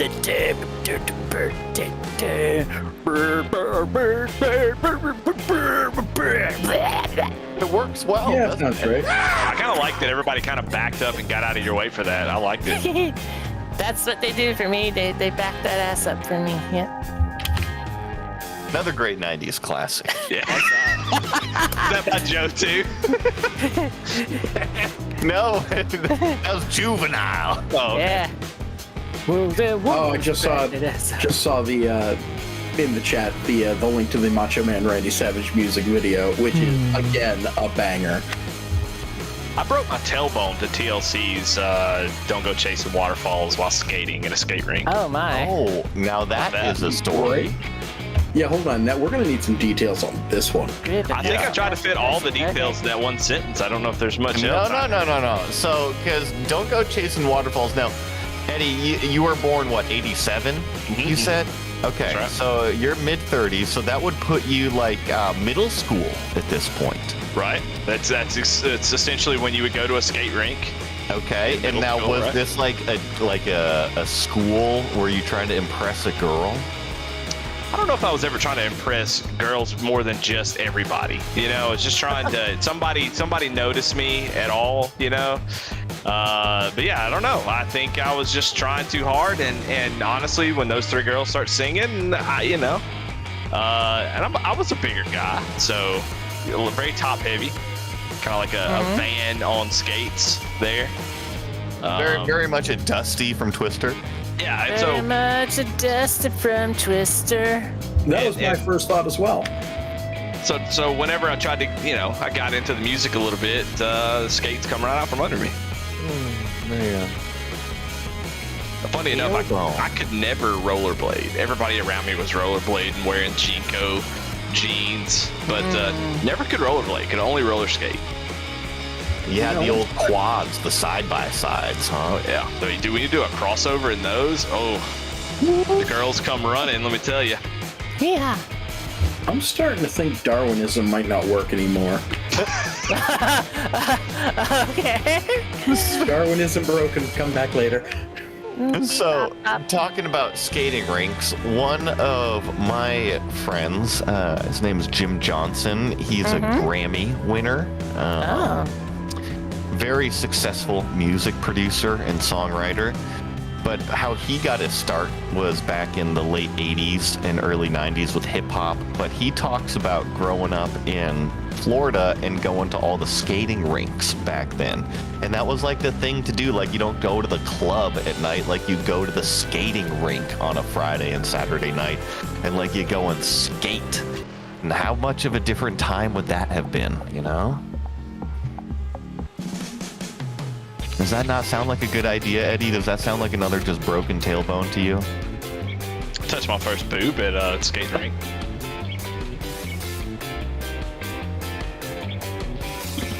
Man, another. Ladies and gentlemen, welcome to Lemons. Welcome to Lemons. We spin As everyone out. sits back to try to figure or try to remember when they touched their first boob. When did I touch my first boob? Oh, I mean, I know. I was in the back row of the movie theater, and it was like a Randy was there when Joey touched his first boob. I mean, I was there, and like 5 minutes to go. the mood was really good. I could Like probably Bill just ride his Paxton car. was like really hitting his stride there in Twister while that we were watching. Oh, God. Oh no, God left this place a while ago. Yeah. No, the Lord's still here. I got Corvette no on the damage. track. We're still good. Hey. My Corvette is best Corvette. Oh, man. Who's in ninth? We still got a winner out there. Becker is in ninth. Derek is no longer in ninth. Derek Gilray has moved up to eighth. Jay Becker is currently in the ninth place position. Okay. However, Austin Carmody is on the same lap as Jay Becker, and he's only about 10 seconds back. Oh, but he's coming into pit lane. Unreal. Oh man. GT Unreal. What kind of 100. strategy is this if you want to win the race in ninth? I know, right? You're gonna have to critique that one for sure. A Gonna little win the disappointed. race in ninth. All right. And I'm watching this conversation in the chat about the secular music of Nickelback and its properties, and man, that's striking hard, man. Like, whoever looked at Nickelback and went, yes, this is dangerous, this will ruin the kids, but not in the fun way. Republicans. Yeah, I mean, honestly, if Now 4 is demonic music, I mean, there are folks out there who Oh, these were the same people that didn't let their kids read Harry Potter books at the elementary school library. Or yeah, the same ones who also banned boycotted Disney movies because somebody traced a wiener in the clouds of Lion King. You remember that? Yeah. Oh, and they totally believe that people actually stick razor blades in apples for Halloween. Yeah. Oh yeah. 100%. And they swap out the the Pez with ecstasy. Oh yeah. You go down the street and everybody's handing ecstasy out to kids. But they don't believe Yeah. they don't. But they also believe that Earth is flat and that the climate change is not real. Oh man. No, they think they're sane because they don't believe that. So it makes the Pez dispenser ecstasy seem way more believable. Look, y'all, I went outside today. I looked up in the sky and I saw several airplanes dropping chemtrails everywhere they went, okay? Was it not the birds, the pigeons? No, these were airplanes. That I know the birds aren't real. I just ignore those. Now, were these chemtrails or was this just the high altitude Dorothy 4 system? No, this was chemtrails for sure. I saw them physically turn it on. Yeah. It's the one where they put the because the balls wouldn't fly in a tornado. The truck would fly off into the tornado, but they wouldn't pick up the little balls until you put Pepsi cans on it. Yeah, it needed Then- that taste of Pepsi. Mm-hmm. Then Tornadoes By the love way, Pepsi. do you know how cut to shit your fingers would be after doing that? Well, all they the should have a cans? twister. they drilled into it. So obviously the technology in the mid '90s, we're not drilling into anything and it still worked. But they drilled into it and then just put a random screw in there and just dropped it in. That's how they were putting them together. It worked, man. What are they screwing it into? There's no threads at the bottom. Okay, if I had a nickel for every movie from the 90s that is heavily based in, drilling and screwing technology, I would have 2 nickels because it's pretty much that and Armageddon. Like the entire movie's about drilling. Yeah. Well, Fantastic Independence Day is about putting the Post-it note on the right way on the dash. Right? Forward and reverse, driving the alien spacecraft. Right. Wait, that's Independence Day. Correct. Yes. They said, yeah. Wait, It's Oh, I was thinking another that- fantastic actor of Randy Quaid. Oh yeah, another Yes. great '90s movie. Hey boys, I'm back. Yeah. yeah, I I think think we officially are on our 1 lap to go seems like it's going well. by Lemons Union Bank. Yep, the bank for all crap cans. Member at the IC. And you know what those cans can do with a little bit of cutting and screwing? What's that? Make Bill Paxton a superstar. And You know what? With all the food that we've been talking about, we haven't even mentioned Jeff Gordon's fish sticks and fillets. that's right. Yeah, you That- can that is always true. trust the Jeff Gordon's fishermen to bring home the tastiest catch of frozen fish sticks and fillets, battered and deep fried, so you'll only need to pop them in the oven for dinner and you'll remember for the rest of your life. Reel in your favorites today at D's Nuts Market. Well, you see, I haven't been thinking about them lately, just because Lent was just a few months ago, and I'm still pretty fish fried out. It's got to take at least 6 months to a little fish sabbatical to be back on track. There you go. Well, when you're ready, just bring your dishes. It's like a salsa barbecue sauce to the party, and we'll be good to go. I think I See, stole the car. exactly. As everybody comes through, it looks like who's gonna finish 9th? It keeps changing right now on me as these cars are coming through. Yes, that's how a race works.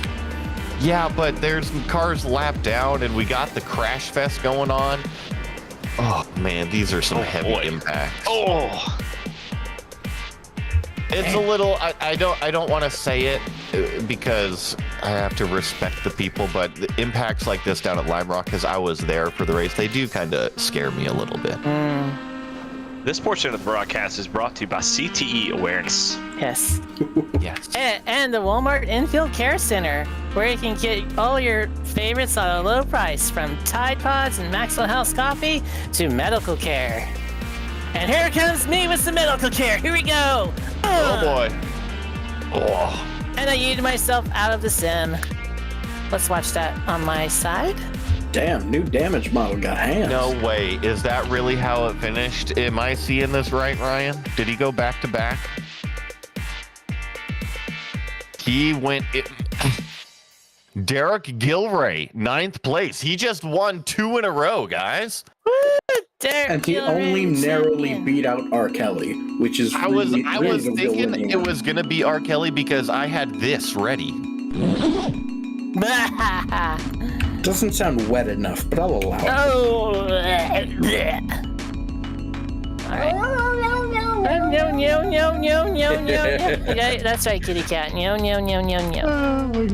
gonna be honest. His little music video play thing actually pretty good. I mean, it's low key. I mean, I'm not a fan of R. Kelly, but I kind of enjoyed it. If we're gonna draw more parallels, we've talked about R. Kelly, we've talked about Dave Chappelle. I mean, talk about one of the greatest parody videos of all time. Dave Chappelle's R. Kelly video, drip, drip, drip. I'm gonna pee on you. Haters want to hate, players want to play. All I want to do.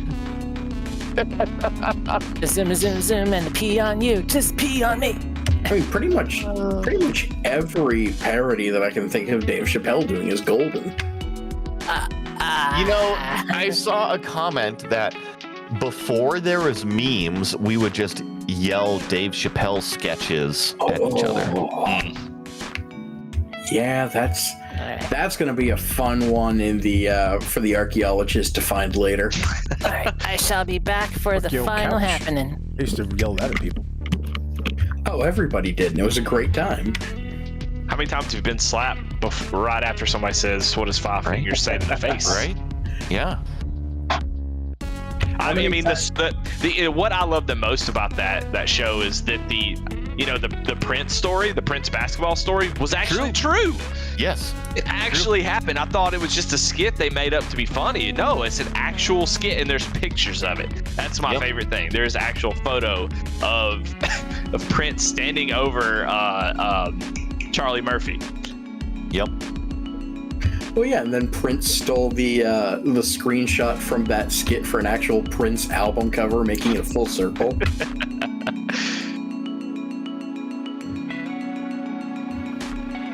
Why don't you go purify yourself in the waters of Lake Minnetonka?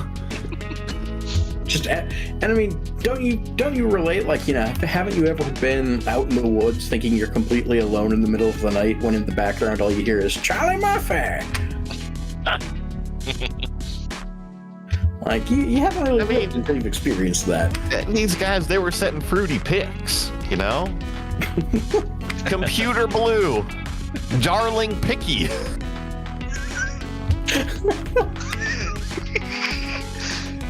After this, you guys want to go get some pancakes?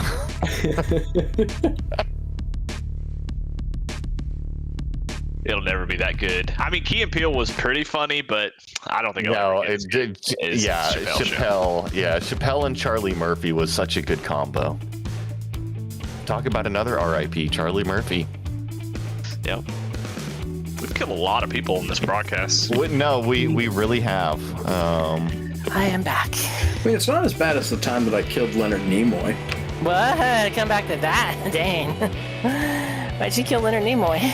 So it was in college. Some friends put on Star Trek 4 they had never seen it before. And if you haven't seen Star Trek 4, it is terrible. It's the one where they go to save the space whales. Oh yeah, Leonard Nimoy directed it, and I shit-talked that movie just up and down all that night, and the next morning he was dead. I forgot about that when we were talking about time travel movie. That would have qualified.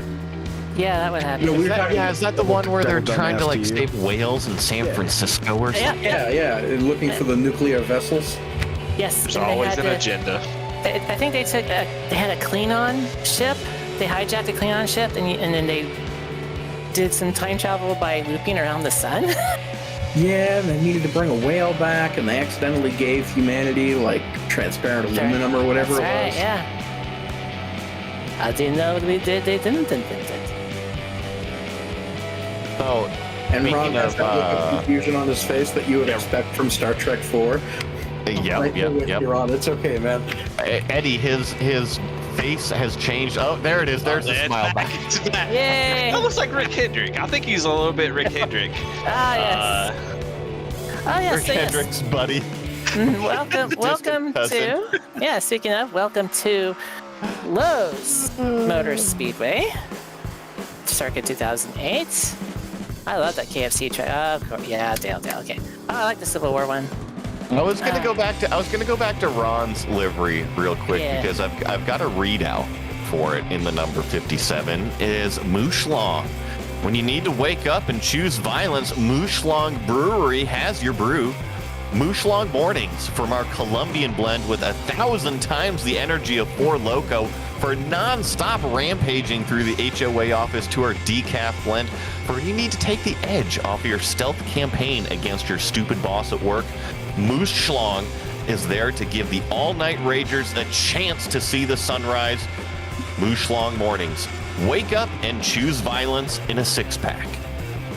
See, I'm all over the Mooshlong morning drinks. I'm now into like the Mooshlong canned vegetables. Canned not to make that up. Green bean casserole made completely out of Mooshlong products. Interesting. Does that have maybe like SpaghettiOs with meatballs in it as well? No, I think you just replace cream of mushroom soup with Faygo. That's right. Is this real life or just a fantasy? Out in the landslide. Yeah, I just want to see violent casserole. So here on the number 77 of Andy, got the Civil War between the pair of cars. That's right. Nice depiction of the sunset on the hood. It actually is a quite a sleek looking livery. Is that a PBS logo on the back? Yeah, that's right. Get your tote bag. I feel like we need. Wait, what did that say? Yeah, take a look at the trunk lid again, a little further up. A little more. That's good. Man, do you guys remember growing up and watching PBS, and there was like the 1 week a year whenever Mr. Rogers was done for like the blind kids, and everything was described. That was like a magical time of year. It's like, man, I can just close my eyes and listen to Mr. Rogers, and then now I just realize that he invented podcasting. Yeah, I never thought about that. I mean, Mr. Rogers is an awesome character, and really, it's a shame that things like that aren't around more in current days. Well, I mean, yeah. It would be viewed as very awkward in today's world, you know? Well, you can't be nice to kids anymore. Correct. You know? Yes, exactly. That was kind of what I'm getting at. I mean, to be entirely fair, you probably shouldn't be nice to kids in the first place. They are kind of demon spawn. They're evil. Yeah, the kids on that show were all paid actors, for sure. Oh yeah, they were definitely. That's the conspiracy. All of the kids on the Mr. Rogers show were paid actors. Everyone in the neighborhood of Make Believe is a. Do you see this logo on the hood here?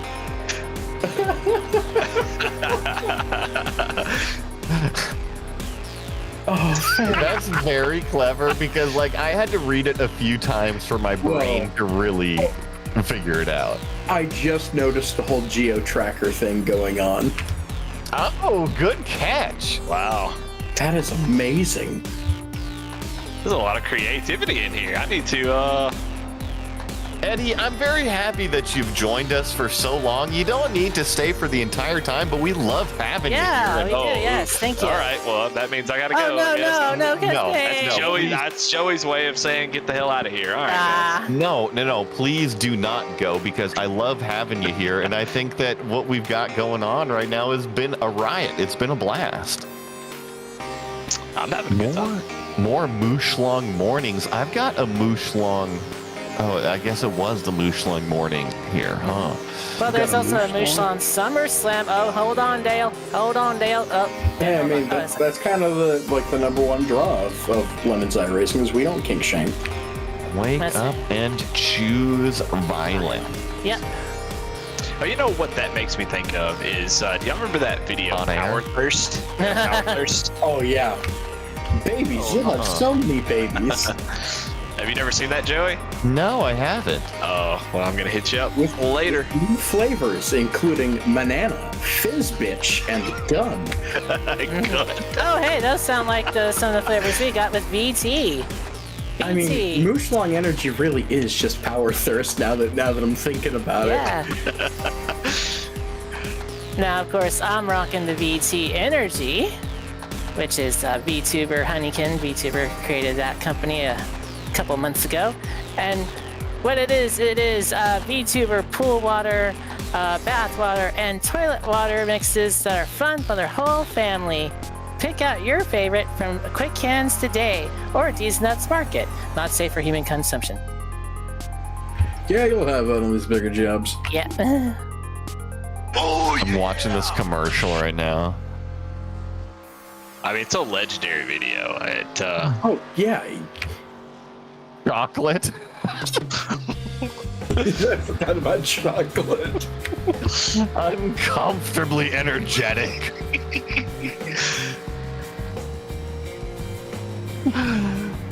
This is like E-Bomb's world, like time frame.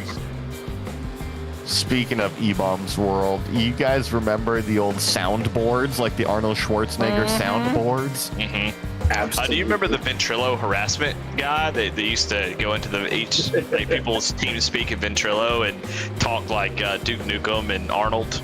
Oh, yeah. I think I remember I've that, got yeah. balls of steel. Balls of steel. Grab it up your ass. I haven't heard the word ventrilo in a long time. You know, funny enough, the saying "I'm here to kick ass and chew bubble gum, but I'm all out of gum" is a line that Rowdy Roddy Piper said in the movie They Live. Yeah, bring it back to Day Live. Wow. Oh, yeah. Wow.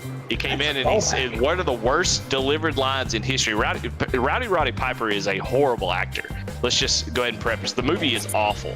But he comes in and this is how he delivers the line. I'm here to kick ass and chew bubble gum, but I'm all out of bubble gum. And that's how he delivered it. And he didn't need to do anything else. Well, you know what? Sometimes all your base are belong to us. Mm-hmm. All right, so speaking of ones from this era, but maybe not as popular, are you guys familiar with Cautionary Tales of Swords? Nope. No. I don't think so. Oh, man. For some reason, my brain jumps to the infomercial dude with the ladder fail when you said that. I mean, that's a weird tie into it, and I can't tell you because it'll spoil it, but yeah, Cautionary Tale of Swords. Trust me on this one. Is You're that not the one spoiling anything over here at Lemons, Randy? Is that the one where he cuts himself with a katana? Yeah? And he goes, "Oh, it just got me." Is that one? Yeah, it was something like that. He goes, "Oh, just got me." Oh, man. Yeah, the latter one is fantastic because he goes, "Oh, see, now it's locked in place." Now it's locked in.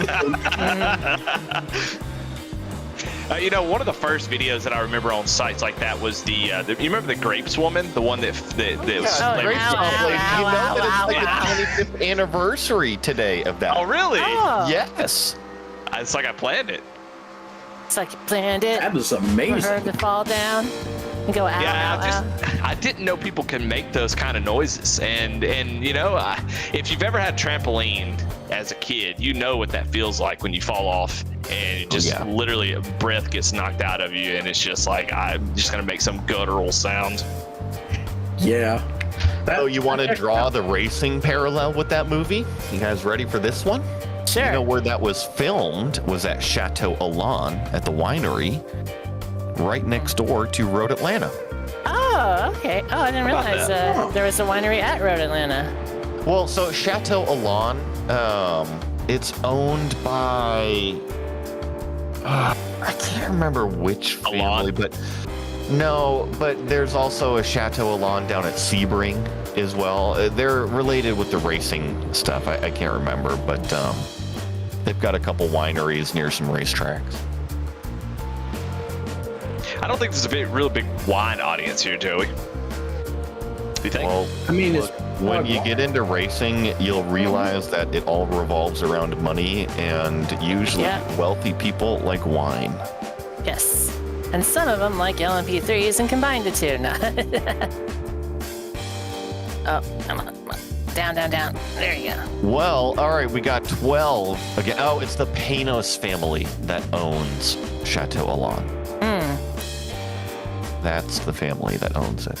I really love these Google Earth zoom downs. They're pretty sweet. Let's see, what's this setup here? That is all because of Brian Bauer over here, the Bearded Sim Racer Productions, That's right. and Eddie. Guess what? If you're looking for a production team to take your broadcast event to the next level, Ryan Bauer and Bearded Sim Racer Productions are the ones to call if you need any more proof of what they can do for your event. Well, you're watching this, aren't you? I mean, you've already seen drone cam. We've seen a roof cam that can actually go up. I was really happy to see that. I've never seen the roof cam kind of like be able to extend up the Z-axis, but the ones here, they can. I know that, Eddie, I know you do producing in iRacing as well, and you do a fantastic job. But I really do feel like Ryan is... there's something when I work with Ryan, we're always on the same page between jumping between battles and whatnot, and I really do feel like he is probably the best, if not one of the best, in iRacing and doing this for sure.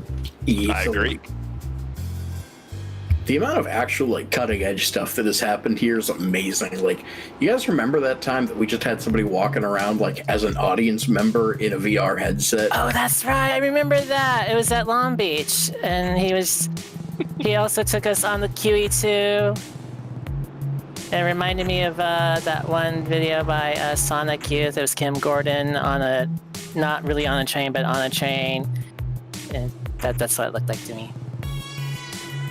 Like, imagine being the guy that works at iRacing that like modeled the snack shack that would never get seen, and you just turn on a stream and it's just some dude walking around the track looking at stuff. Ooh, hey, Randy, pick a number between 1 and 12.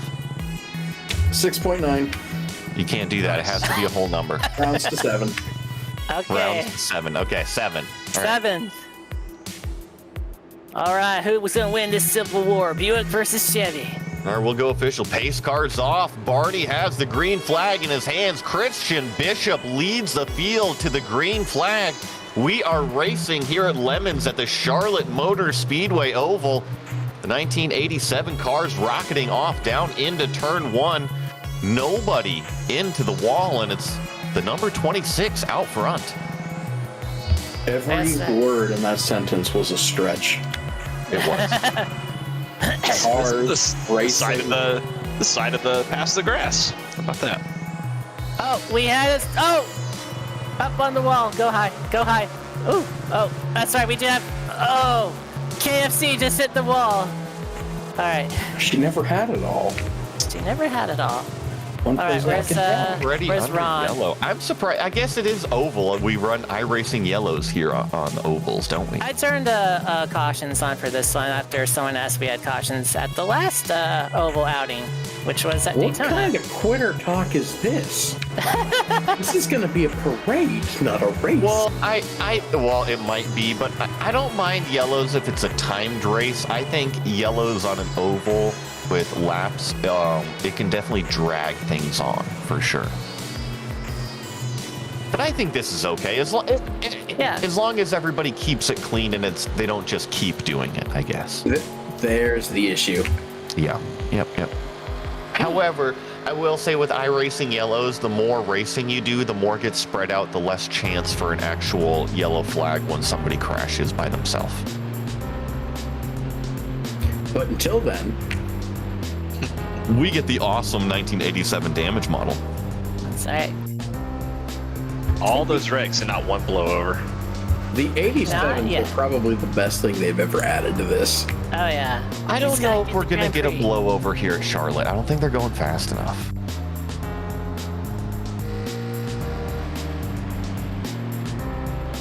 I agree, though, with you guys. The 1987s are some of the coolest that they've added. The 1987s at Talladega is some of the best racing you can get. You're just running so fast that it's not really plate racing, but you can get really big slingshots. I don't know of a better time than 87s at Dega. It's just too much fun. You know, and I haven't spent enough time in the cars, and let alone in the sim recently. It seems like the 87s at Michigan would be a killer time. Ooh, I will consider that. But the only thing is that you actually have to drive at Michigan versus Talladega. It is the super speedway, you know. Well, no, in the 87s, I mean, you're doing lift. Oh yeah, absolutely. If you don't lift, I mean, you're definitely either going to hit the wall or going to spin out, and even lifting can be a little shady sometimes. So Monza oval reverse, I'm telling you, man. Yeah, no, I've seen the crew that I raced with, the PG-13 guys. They put the 87s on the Monza old, and yeah, it's like doing wheelies going off into the oval when it does the transition at like 260 miles an hour. Yeah, it's insanity. You know, funny, I don't know if it's funny, but the 87s on like a road course like Sonoma, it's actually a pretty good time. It doesn't sound good, but it's a blast. I love those cars. They're probably my favorites. You know, I was just watching an old Winston Cup race from 1986 or 87 at Watkins Glen. Oh, yeah. And it was these cars, these era cars, and yeah. Is it Bob Jenkins and Speed World? Remember that? Oh, yeah.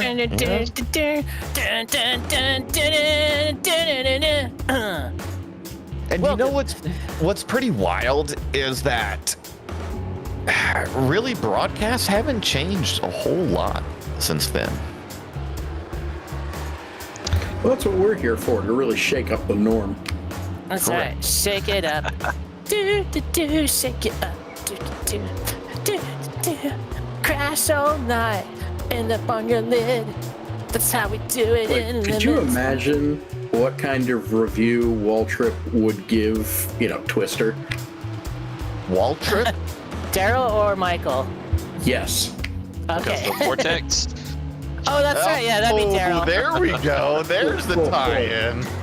If only the Vortex could dry out tracks faster. I am impressed, Eddie. That is a depth of knowledge right there to pull that one out. Yeah, that was a thing of beauty. I'm good for one. That's all I got. Tapped out. Oh. Now, you guys are all familiar with the vortex theory that he's talking about from Waltrip, right? Oh no, Ron dived in. Do provide more detail. Go ahead, tell him, Eddie. So, Daryl Waltrip, just a beautiful soul in the booth, because he's just so Southern that he can't help himself, and he doesn't really have much to say sometimes. So as a Southern person, you just make it up. It's just the best thing you could do. And so he had this theory that you didn't need to bring cars down when it was raining a little bit, because if you get the cars on the track, they create a vortex that keeps it makes the rain go around the track. And that was his theory. And it started off as a joke, but I'm pretty sure he actually believed it. Yeah. Yeah, he's serious about it. Oh, so. That's phenomenal. Waltrip. Just stunning. Yep. Yeah, I mean, Waltrip's not common sense, because he didn't have the sense. He's just common. Yeah, and it's common, man. I mean, DW was one of the champions of the losing the motor after the checkered flag was done, Yeah. Like, man, that's all it had was 500 miles. Didn't even have the cool down lap. Ooh, big smashy. Becker's really been struggling here. Becker has not been on the actual track for a few laps now, I think. A lot of apron driving. I was noticing more liveries out here. Yeah, I believe it was Austin. He's got an Armorall. Is that Armorall? It's going to need a lot of wipes after this one. A lot of wipes, lots of spraying. It's of that shard way. Armorall too. It'll buff out. Oh, bro, that was his ass. Stop. I like that you laughed at your own joke. That was a knee slapper. Yeah. Slap nuts funny. Speaking What's of on slap, what's on the hood of the number 9, Ryan? I'm sure it comes from D's Nut Market or something. I believe it's Old probably. Bay. Oh, is it old? You can get that at D's Nuts Market, yeah. I'm clicking through all these different. KFC. Oh, wow. There we go. Okay. Almost hit the finger looking good KFC. What about our leader? What is he rocking? The red roof ends. Hell yeah. Oh, that's sick right there. All right, let's talk about crappy motels. Anybody gotten bed bugs from a crappy motel? Because I have. Ooh. I don't think I've never had any bed bugs. Danville, Virginia. Oh, hey, that's not far from me. Yeah, it was the weekend of the 13-hour at VIR. I was racing and got bed bugs at the crappy hotel. I can't even fucking remember what it was, but yeah, they're in Danville. Well, that's why I keep my clothes off of all bedding and cloth surfaces. I think that's my nightmare. I think bed bugs. I didn't take them home with me, thankfully, but they bit the hell out of me that night. Yeah, that is terrifying scenario. Yeah, What a horrible animal. Why do they exist? You know? exactly. Just hanging around until something goes to sleep and comes out and feed. I mean, what purpose do you serve? Get a job, you know? Bed Yeah.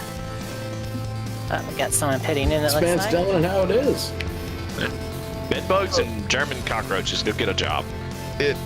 Talk to me. What, Randy? What's your worst hotel experience?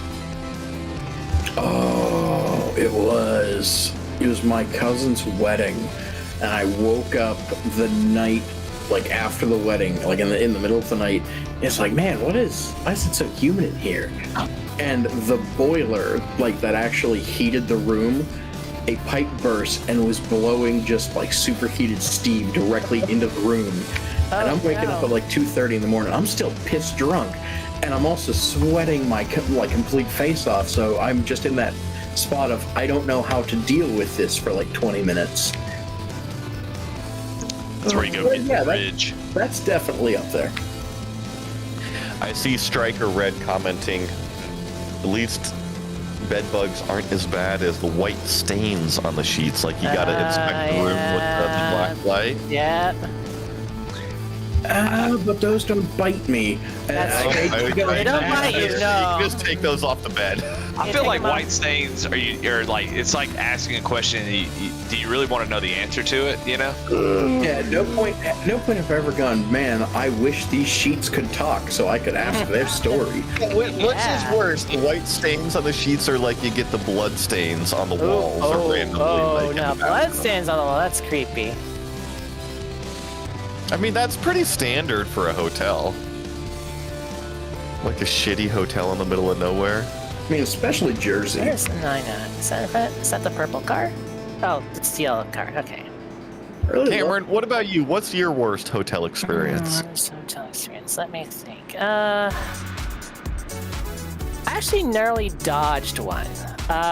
So I was at Birmingham, Alabama. Sadly, not Sandals, Birmingham, or maybe I don't know. Are you racing at Barber? No. I was there for the Mercedes-Benz battery plant opening last year, and I tried to get home on Delta, but Delta's plane broke, so I had to spend the night at Birmingham. And I was going to take an Uber or Lyft rather to this motel, and the motel driver said, "Hey, listen, this place is really bad, lots of crime and stuff, and it has bed bugs. So just go. I'll drop you off at the Holiday Inn near the airport. It's not as bad, but there's also security, so you'll be okay." So. Got lucky. Got lucky with a good Samaritan. Yes. Back Green Flag Racing, Christian Bishop in the 26 continues to lead the way. 605, Ed Smith joining him on the front row, and right now, actually, God, I was going to have to look back, deja vu. Derek Gilroy was in Gilray Gilray. Right now, it's our famous Lady J in 7th place. Oh, hey. Well, I just passed. Oh, you just passed Derek. Now is Derek gonna be the triple threat tonight? I thought it was Ron I passed, but yeah. Oh, God. Oh, Ron's a lap down. That's what's up. Okay. Yeah, Derek's currently behind me. Well, I don't know. I don't want to wreck. That's dumb. Let's see. How do I get in 7th without causing damage? That's a good question. So, Cameron, you mentioned flights. I just had the worst flight experience of my entire life. Oh no. So far. So far in your life, yes. So far. And I come from an aviation family. My dad was a pilot his whole life. Now, granted, not commercial, but... Oh!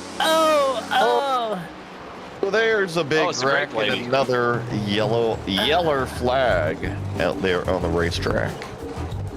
That was Lady J and R. Kelly. Yeah. Yellow. Past the tin cart. Now, how damaged am I? Can I still drive? Oh, who knows at this point? All right, well, let me hop back up.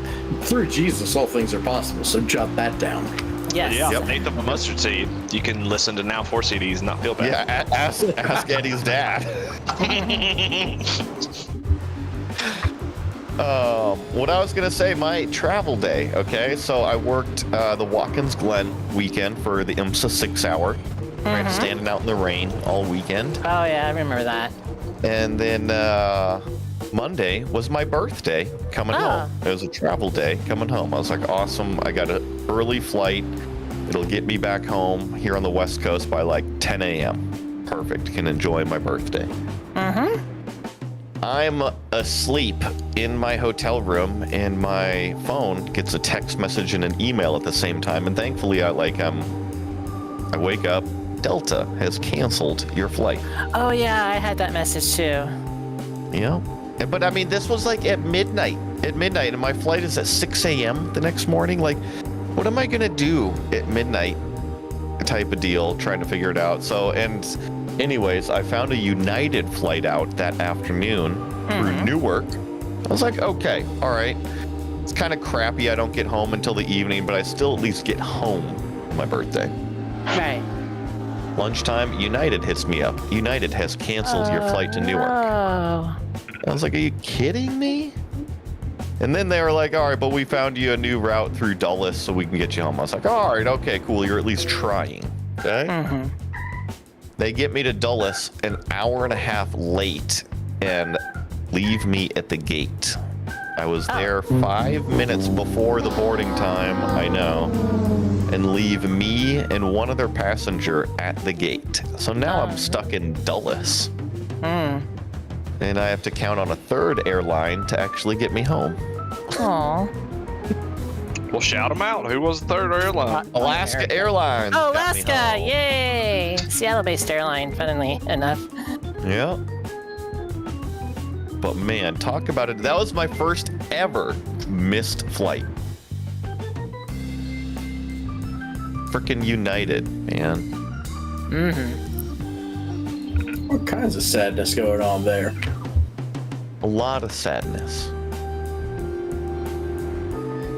But that was that weekend where there was like 3,500 canceled flights over the span of 2 days. Oh, that. Just like a couple weeks ago. Yeah, I like how earlier we were mess. saying how we keep getting better at this, and it's obvious how good we're getting at this with our yellow flag restarts of 2-1-1-2-3-1-1-2 file. That sounds like some dancing. Doing a waltz. A toxic waltz. Play Guitar Hero with cars here. Yeah. So am I reading this right on the, I'm just checking these comments again. Got a hotel room with a jacuzzi tub next to the bed. See, that is legit. I would like that. That's a Motel 8 right there. Yeah. We'll leave the porn on for you. I don't remember the last time I saw a hotel room with a jacuzzi. I think the hotels I stayed at in my automobile journalism thing had kind of a jacuzzi-ish thing. I know some of the cabins that I stayed in North Carolina for another auto journalism thing also had jacuzzis. Mine did not, but it's okay. No, I mean, like, some have, like, nice jacuzzi adjacent tubs, but, like, the ones with the full-blown jacuzzi, like, next to the bed. Yeah, I've never had that experience, nah. And it'd be even better if, like, the bed was like you put the nickel in and it starts shaking. Oh, yeah. What if the jacuzzi, you put the nickel in it and it starts shaking? But That's how you get the jets turned on, dude. Come on. yeah, turn on the sex jets. God, remember when you could have a shaky bed for a quarter? Those were the days. Oh man, those were the days. Shaky bed. Really gets my motor running. Where you No. could leave your kid in the car at the grocery store. Mm-hmm. Oh, that was me. I was the kid at the grocery store. You could just put them in the back of an El Camino and let them bounce around. I did that too, yeah. Or Dakota, North Dakota. Or you give him the quarter and tell him to ride the pony outside. Ah. Yeah, who's doing No, I never that? did that. What kids are doing that? That's the ones Right? that torture cats, I believe. The ones that rode those things. So anyway, I don't know if y'all ever did this, but this is how much I loved my Nintendo 64s. We go green here with 21 minutes left in the race. 21 minutes of pain. Here we go.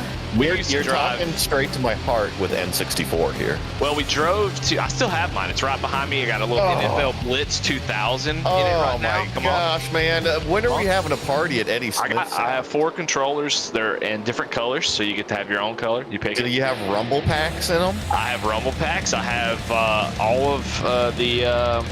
I have the Did we expansion just pack. become best friends, Eddie? Yep. Look, I've got the expansion pack, so you can play Perfect Dark single player. I don't know if you remember that. Oh yeah. Oh yeah. You can only play the multiplayer if you didn't have the The expansion. expansion pack plugged into the controller. Yep. The early USB stick, if you will. But yeah, I used to put a big box Zenith TV in the back of our car when we drive down to Daytona. It was about a 12-hour drive, and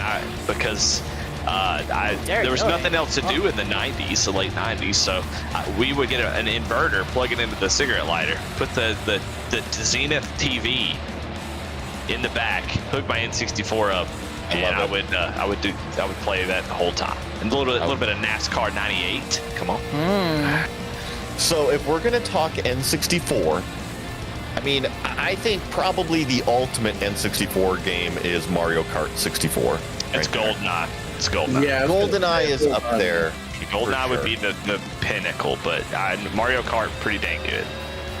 I mean, just there's quite a few N64 games that I think are up. I mean, San Francisco Rush. That's another good one. What about Wayne Gretzky's 3D hockey? Wow, Wayne Gretzky. Wow. Now, and talk about one of the best baseball games ever produced, Ken Griffey Jr.'s baseball. Ah, yeah. Seattle Mariner. We're getting pretty far down on this list before bringing up Star Fox. Yes, sir. Barrel roll. Joey was losing me, and Randy Man brings me right back in with the Star Fox 64. Yes, Let's sir. throw that Look, Wayne if- Gretzky if he- straight Don't at kiss me the and yellow. forget There you about Peppy, yeah. Dude, I say those lines to people all the time, and they do not. They don't. You. Something's wrong with the G diffuser, and then nobody yeah. gets it. Nobody gets it. See, Ron's got that confused look again now that we brought up the G diffuser. Yeah, see? Dies back. He's like, these guys. Yeah, I remember And how much playing. of an a-hole Falco was in that? Oh, he was yeah. such a jerk, man. Yeah. But he was kind of cool, and then he flirted with that girl in that one on the hard side. You know, it had an easy and a hard side. He would flirt with the what was her name? It was like, Can't even remember. I don't know. I liked how that game had several different paths that you could take through it, and most of them were hidden. Yeah. Are we not going to bring up how absolutely useless Slippy was at every venture? Slippy was great. Oh, ow. Slippy was completely useless. Falco was angry because Slippy was useless, and Peppy was just there trying to retire. Wasn't Slippy always getting like shot off and like smoking off into the horizon? Yeah. Oh, yeah. You always had to save Peppy. Help, Fox! No, it was Slippy. Slippy, sorry. Yeah, sorry. Yeah. I have damage Yeah, turned Peppy off. was just happy because you seem more and more like your father. God, more and more N64 memories are coming up. I mean, one of the original games released with the console, Wave Race. Oh, yeah. Pretty much anything with 64 behind the name of it. Mm-hmm. Oh. Get these replays of cars getting smushed in turn 3 and 4 here. Yeah, that was me. Well, this one's going to take a second. They're going to have to put some tires on the pace car. Yeah, apparently. Yeah, I think I forgot to turn damage off. Womp womp. That's okay. That's all right. Unlimited fast repair. I do have that, but I mean, like, after getting smashed up, my car should be broken, but it's not. I forgot to turn the damage off, or on, turn the damage on, so. Yeah, damage is off, unlimited fast repairs. 9. Your car has damage. Yeah, It you're does? still visually touched. You ain't That's a got good thing. front end damage. Like, Oh, like doesn't Gary look Busey like at it. 10:30 on a Sunday morning, you're visibly fucked up. Mooshlong is what you need. Mushlan SummerSlam. Let's bring that bad boy out for a moment. We gotta talk about that, because SummerSlam is indeed coming up. Let's see here. what- Let's go down to the Mooshlong Summer Slam down here. Summer Shandy ready to beat the heat in the ring. Need that push for the World Championship belt? Then slam a fistful of our newest brew down your gullet. Mooshlong Summer Slam Summer Shandy. Shandy, yeah. A traditional Weiss beer with zesty lemonade, a roundhouse kick that'll pin your thirst down for the 3 count. Summer Slam Summer Shandy also comes fortified with iron and vitamin C to give you all you need to deliver your signature move in the heat of the summer. A little shaky in the middle, but you nailed the dismount. I know, man. There's a lot of S's in that, and Yes. honestly, like, I'm a little self-conscious of my S's, so yeah. Yes. Yes. Mushlan Summer Slam Summer Shandy. What do you think? the Alliteration, Mooshlong- What do you think the Mooshlong version of a Natter Day would be? I don't know. Like, would it just be pink lemonade made with malt liquor and like a dash of meth? I feel like Mooshlong would be like when you get the star in Mario Kart 64. I think anybody who knows anything about meth knows you can't just do a dash of it. Well, I mean, I suppose that's true. Okay, fine. Instead of a dash of meth, it'd just be like pre-workout and like fiberglass filings. Yeah, C4 pre-workout. Give you the shivers. Striker Red in chat says the ultimate N64 is Superman 64. Good lord. Superman 64. What's wrong with you? God. Fellow masochist, I see. All right. High five. I think another underrated classic of N64 was the OG wrestling one, WCW versus NWO. Revenge. The original. Oh. What about Warzone? WWF Warzone, where you had to put the Konami codes in to do like to do moves. What about one that I played a lot because I love racing, Hydro Thunder. Did you guys ever play Hydro Thunder? That was the boat racing game. Never And they also made an arcade game out of it eventually. This is sounding familiar. It's You've very got some much deep cuts. I'm impressed, actually. it's very much like a San Francisco Rush, but boat racing. Yeah. Let me tell you what. Let me open this up. I'll tell you what I'm looking at. I got Tony Hawk Pro Skater. Oh, good one. Mark McGrath's Do you have Motocross. Vigilante 8? Yes, I do. Oh man, that's a great one. I also have Destruction Derby 64, NFL Quarterback Club. Destruction Derby was. I had that. Hell yeah. Let's see. There's Cruising World, Cruising USA. I don't know if I said that already. Cruising USA is Cruising a classic. Yeah. The double tap of the gas to do the wheelie. Yeah, that did nothing. So on the N64 games, do they give you like a badass credit scene at the end like the arcade cabinets did? Most of the time they did. Yeah. Like just Bill Clinton in a jacuzzi on a space destroyer? God, Barney is enthusiastic today, isn't he? Look at him go with that green flag. I even have a Game Genie for my N64. Ooh. About that. Ooh, Game Genie. So if you want to talk about N64 and like bragging, I had the gold controller from doing the 4 laps at Mario Kart Speedway, like at the under the 30 seconds, and then you had to send it into them and they would send you the gold controller. That's actually kind of awesome. All right. Yeah. I got my first drive-through. Woo! Yeah, that's pretty amazing. I just remember me and my friends playing NASCAR, and we would do full-length races on NASCAR 98 and 99, I think.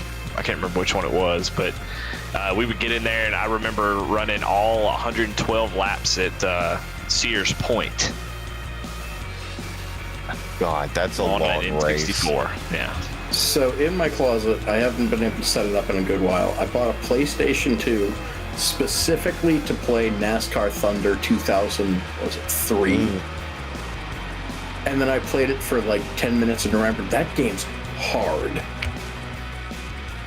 You know, the one Is that the one people still talk about though? Mm-hmm. Yeah, the one that yeah. has Steppenwolf. Like every second of that game is just filled with Steppenwolf. See, I love NASCAR 98 had probably one of my favorite, probably because I'm from the South, but it's Flirting with Disaster is the intro song. Molly Hatchet. Yeah. I see in the chat here, Stryker had Hydro Thunder. Oh, he had Hydro Thunder for Xbox 360. He says it's made by Midway. Yep, that rings a bell. Same people that made San Francisco Rush and Cruising USA. Blitz. Okay, yeah. So what you want to talk about San Francisco Rush 2049? Did any of you guys play that one? Well, I guess even in the original, they had the hidden, the stunt mode down like underneath the map that you could go into. Forgot about that. See, I'm from the South, so we got knockoff games. So you had Mario Kart Racing, which is what everybody had, and I got Diddy Kong Racing. That's what I got. Oh, I liked Diddy Kong Racing, man. It was definitely the knockoff. Yeah, I liked it though. Speaking of knockoffs, I mean, it's no Disney Speedway USA, but if they have y'all ever heard of Garfield Kart? No. Yeah, Garfield the trap. cat. It is a trap.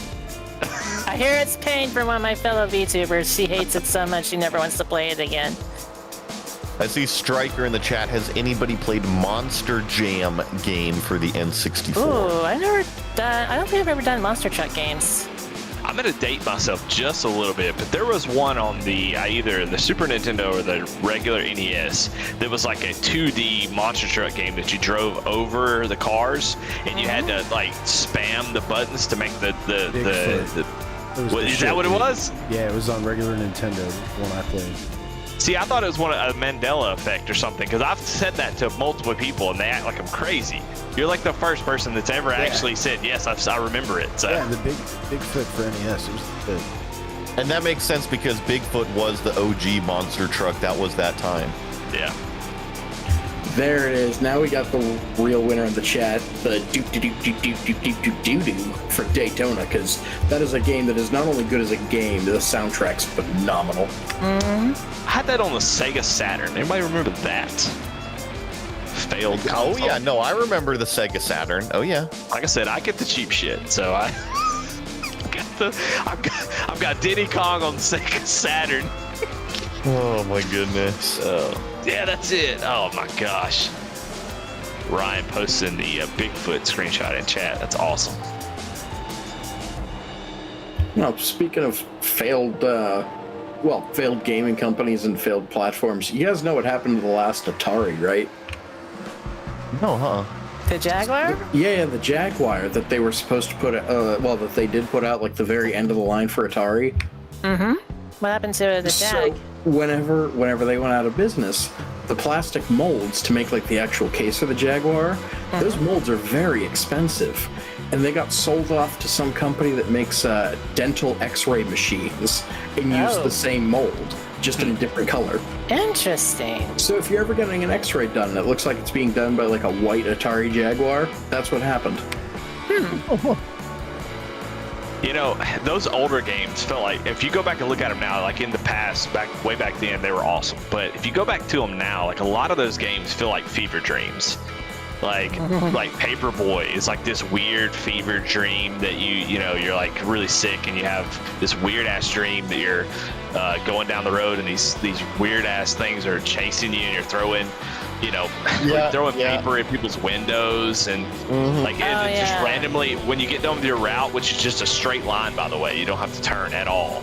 At the end of your route, there's a bunch of jumps and stuff that somebody has set up. I mean, who's paying for that? Who paid for that? Who paid for you to do that? But then, like, Home Alone is like nothing like the movie at all. It's just I don't even know what you're doing in that game. Like, the NES games are wild. Oh my goodness. Old enough stage where it wasn't well set up yet. It wasn't well understood. Like, some of those video game tie-ins have nothing to do with it. Like E.T., that was a disaster. Yeah, E.T. was terrible. Indiana Jones was kind of okay, but still missed the mark hard. I mean, and then put the shoe on the other foot with the game like GoldenEye, which was like spot on following the movie. Yeah, but that was like the next generation of it. That was N64. That's when they went, hey guys, I got an idea. Yeah. I really like that paint scheme in that 77 car. That is nice. 5.5 minutes left here. Woo! And what do you know? Derek Gilray is in 7th place looking for the three-peat tonight. It's currently in pit lane. Let's see if you can pull off the shat trick. Let's see if I can pass him. Trying to think of other N64 greats out here. What else did I spend time on? Oh, who was it that made the really, really janky games that you had to have a legitimate Nintendo game to plug into that game to get around, like the DRM, whatever it was, way back in the day? I don't know. There was Ron's some in game. 7th now. Ron's up to 7th. Ron. Ron, if you're listening to the broadcast, dude, if you stay in 7th, you will win this race. After half the shit we put Ron through tonight, he deserves this. Yeah, he does. I don't see any facial expression change out of Ron. I don't think it's he's because reading our message. It's because he's a cold-blooded warrior. He's a cold-blooded. Listen to his eyes. And now every When the time tornado drops, the bullshit stops. That's right. Smash Bros was a good. Yes, that's right. I'm sorry. In the chat, it was like the Jesus games. Like, there was one that was it was like Noah's Ark, but it was just reskinned Doom. It was like blatantly stolen. That's why you needed another legitimate Nintendo game to plug in so that the game, the 64 would even read it. I miss those old PC vaporwave or whatever they're called games, like what is it Echo called? the Dolphin? Oh, Echo the Dolphin. I had Echo the Dolphin on my Sega. What was the handheld? The Genie? Yeah, I think so, maybe. The Game Gear? No. Game Gear. The Game Gear. Sega Game Gear, I yeah. had the Nomad too, which you could put Genesis cartridges. Oh wow, that's cool. Yeah, Echo the Dolphin gave us The games I'm thinking about are Terminal Velocity, and it's just called Magic, where you fly around on this magic carpet shooting orbs at stuff. It's like an open world game almost. It's super weird. All right, so speaking of, nice retro PC games, you guys remember Midtown Madness? Oh yeah, that's the first like online game too. Like, Yeah. with it online. Midtown Madness 2 was like a high watermark for humanity. That was awesome. That was back when playing with someone else, not in the same room, was just like blow you away, like SOCOM on the PS2 or something, when you get that little adapter for the first time and you're playing with somebody else. Like, it just seems so normal these days, but it's crazy to look back and go, oh wow, like, we were racing on like NASCAR Heat on our 56K modems. Oh, big one! Straight away. Oh, big one. I think that's going to end it for us right here, because we only got 2 minutes left in the race. We have to see how it officially ends. If I had laps, we could do green, white, checker. Oh, well, never mind. And I mean, trust me, the race is not over. There's still a minute and a half left for everyone to screw it up under yellow and figure it out. Well, I mean, if they try, there is the new rule in place that if they try to do checker under yellow, all of the cars actually get parked. Everyone gets thrown in an elevator. Someone throws a gun in and turns the light off. Whoever comes out wins. Ah, man, if only cars knew how to use guns. Hey, man, I don't make the rules here. It's like a game at the Crackhead Olympics. Am I too late for the 5 o'clock free crack giveaway? Yeah, before my ADD brain forgets it, I have a specific video game in mind, and it's in the Saturn and Dreamcast era. It was not a Nintendo game, but I want to say it was like Taxi Cab Driver or something. Crazy Taxi. Crazy Taxi, yeah. Yeah, the original Crazy Taxi. And then they came out with all sorts of arcade games from it. Yeah, I forgot about those. We have a new I want to say it was driver. Oh, who? Oh, who is it? Well, and we got to see how Jason it. Grafton. All right. Hey, All right. Oh, his family's going to bed. His picturesque, his portrait family has gone. Now he's only got his biggest fan standing there behind him. Oh, I'm watching y'all on Discord now, since I can't go anywhere and race is over, so. And it's Derek Gilray off the top rope There's with a a puppy. chair. I mean, As a Derek kitty. is behind him. All he's got to do is take out Jason under yellow here, and he could potentially take that 7th place. God, what a story I arc can't right catch the there. 7th car, I'm dead. Oh, man. That would be the way. Oh, wow, Harley Davidson.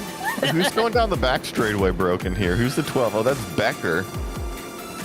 Sorry, Becker is a lap ahead of everybody else, so I don't think it's going to change the finishing position if people are adjusting here.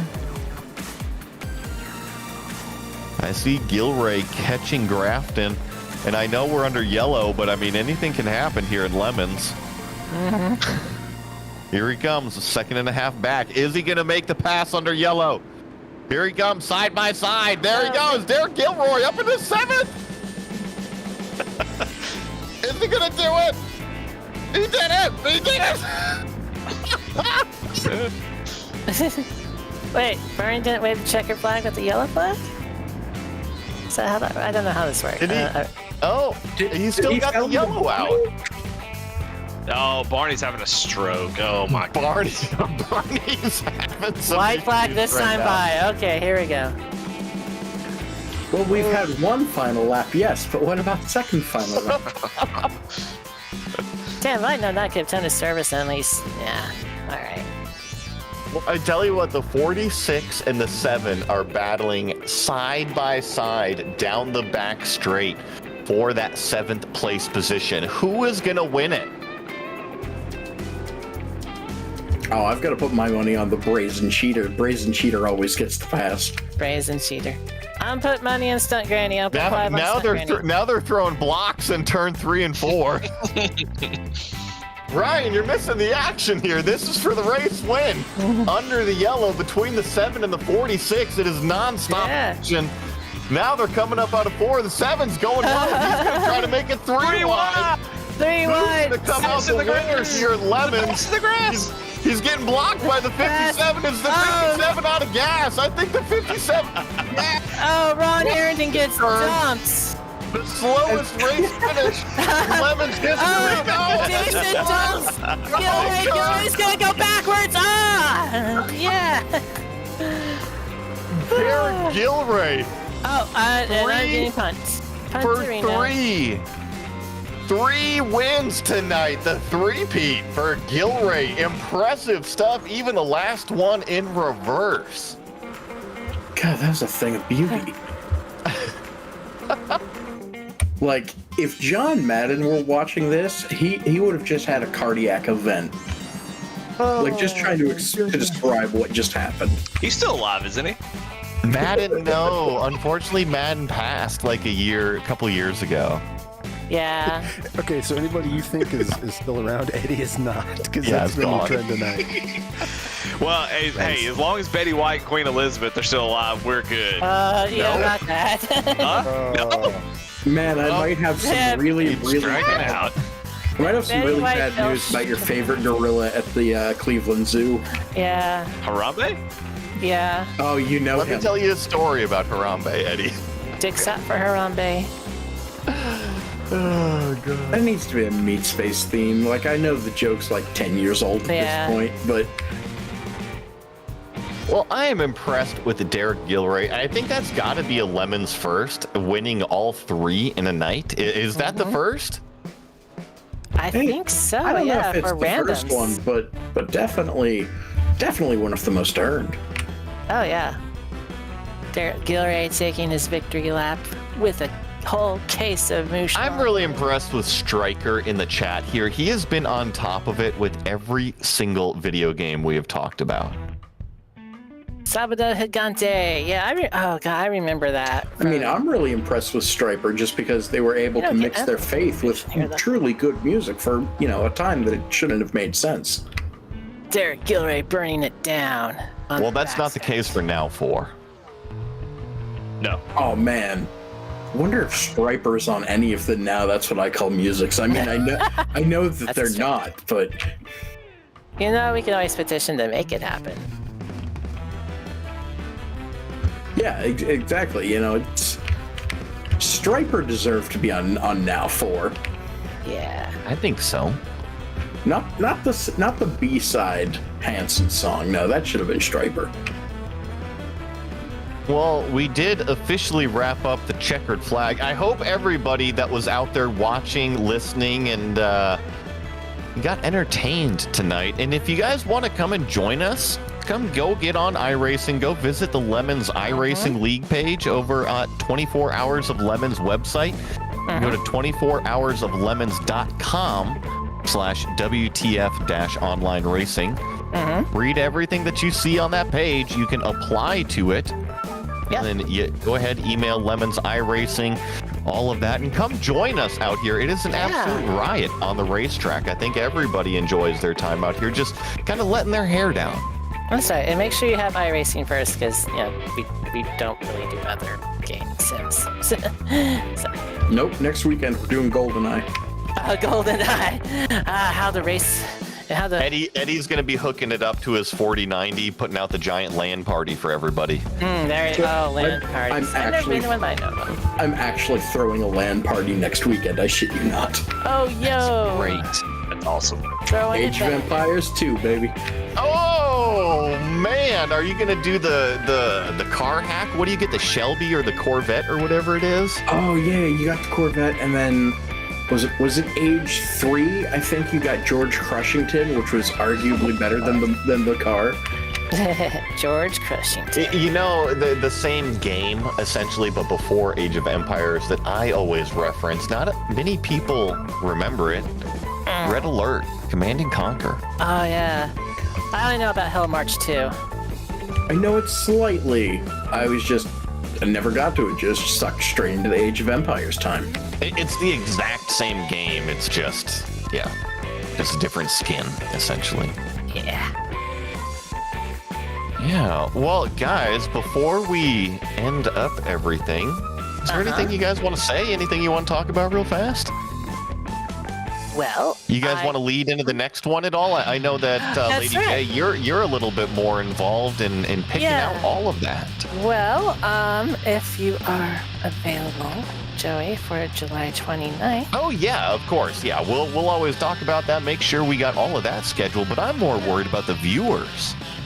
Oh, well, I mean the viewers. Yeah. So yeah, here's the deal. I think this might have been mentioned in round 2, but if not, we will have at least once a month, maybe twice a month, depending on the things. But we're good to go through the end of 2023 at least.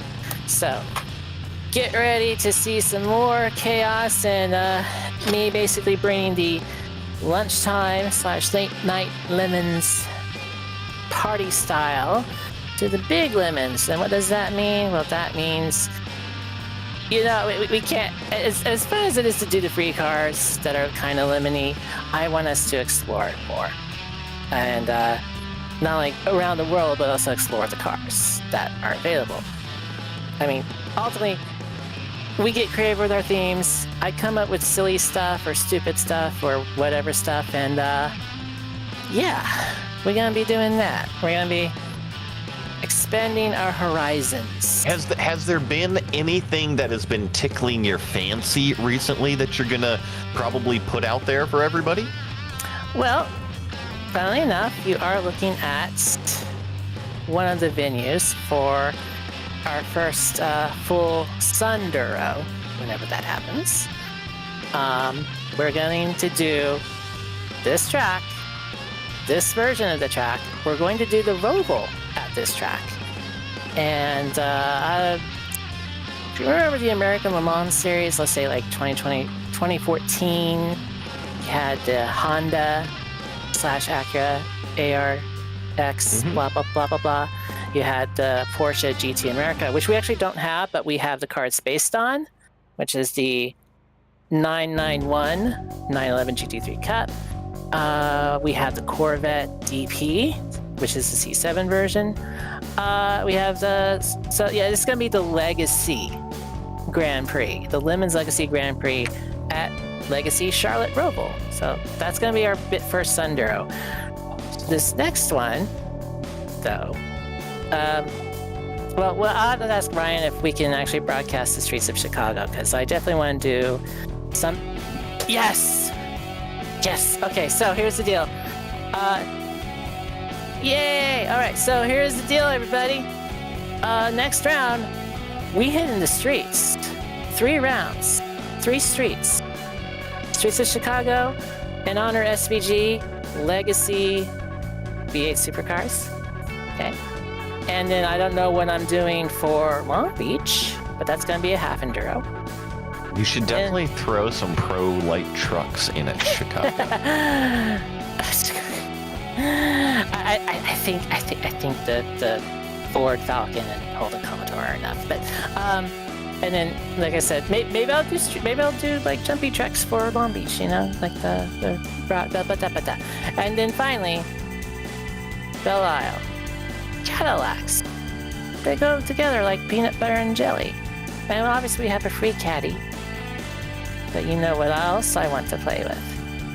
The GTP. So there will be at least one, me, in the B Series Dark GTP, representing Lily Bel Air. So. Do you guys know what else is going to hit the streets? What's that? July 19th, 2024. Twister 2.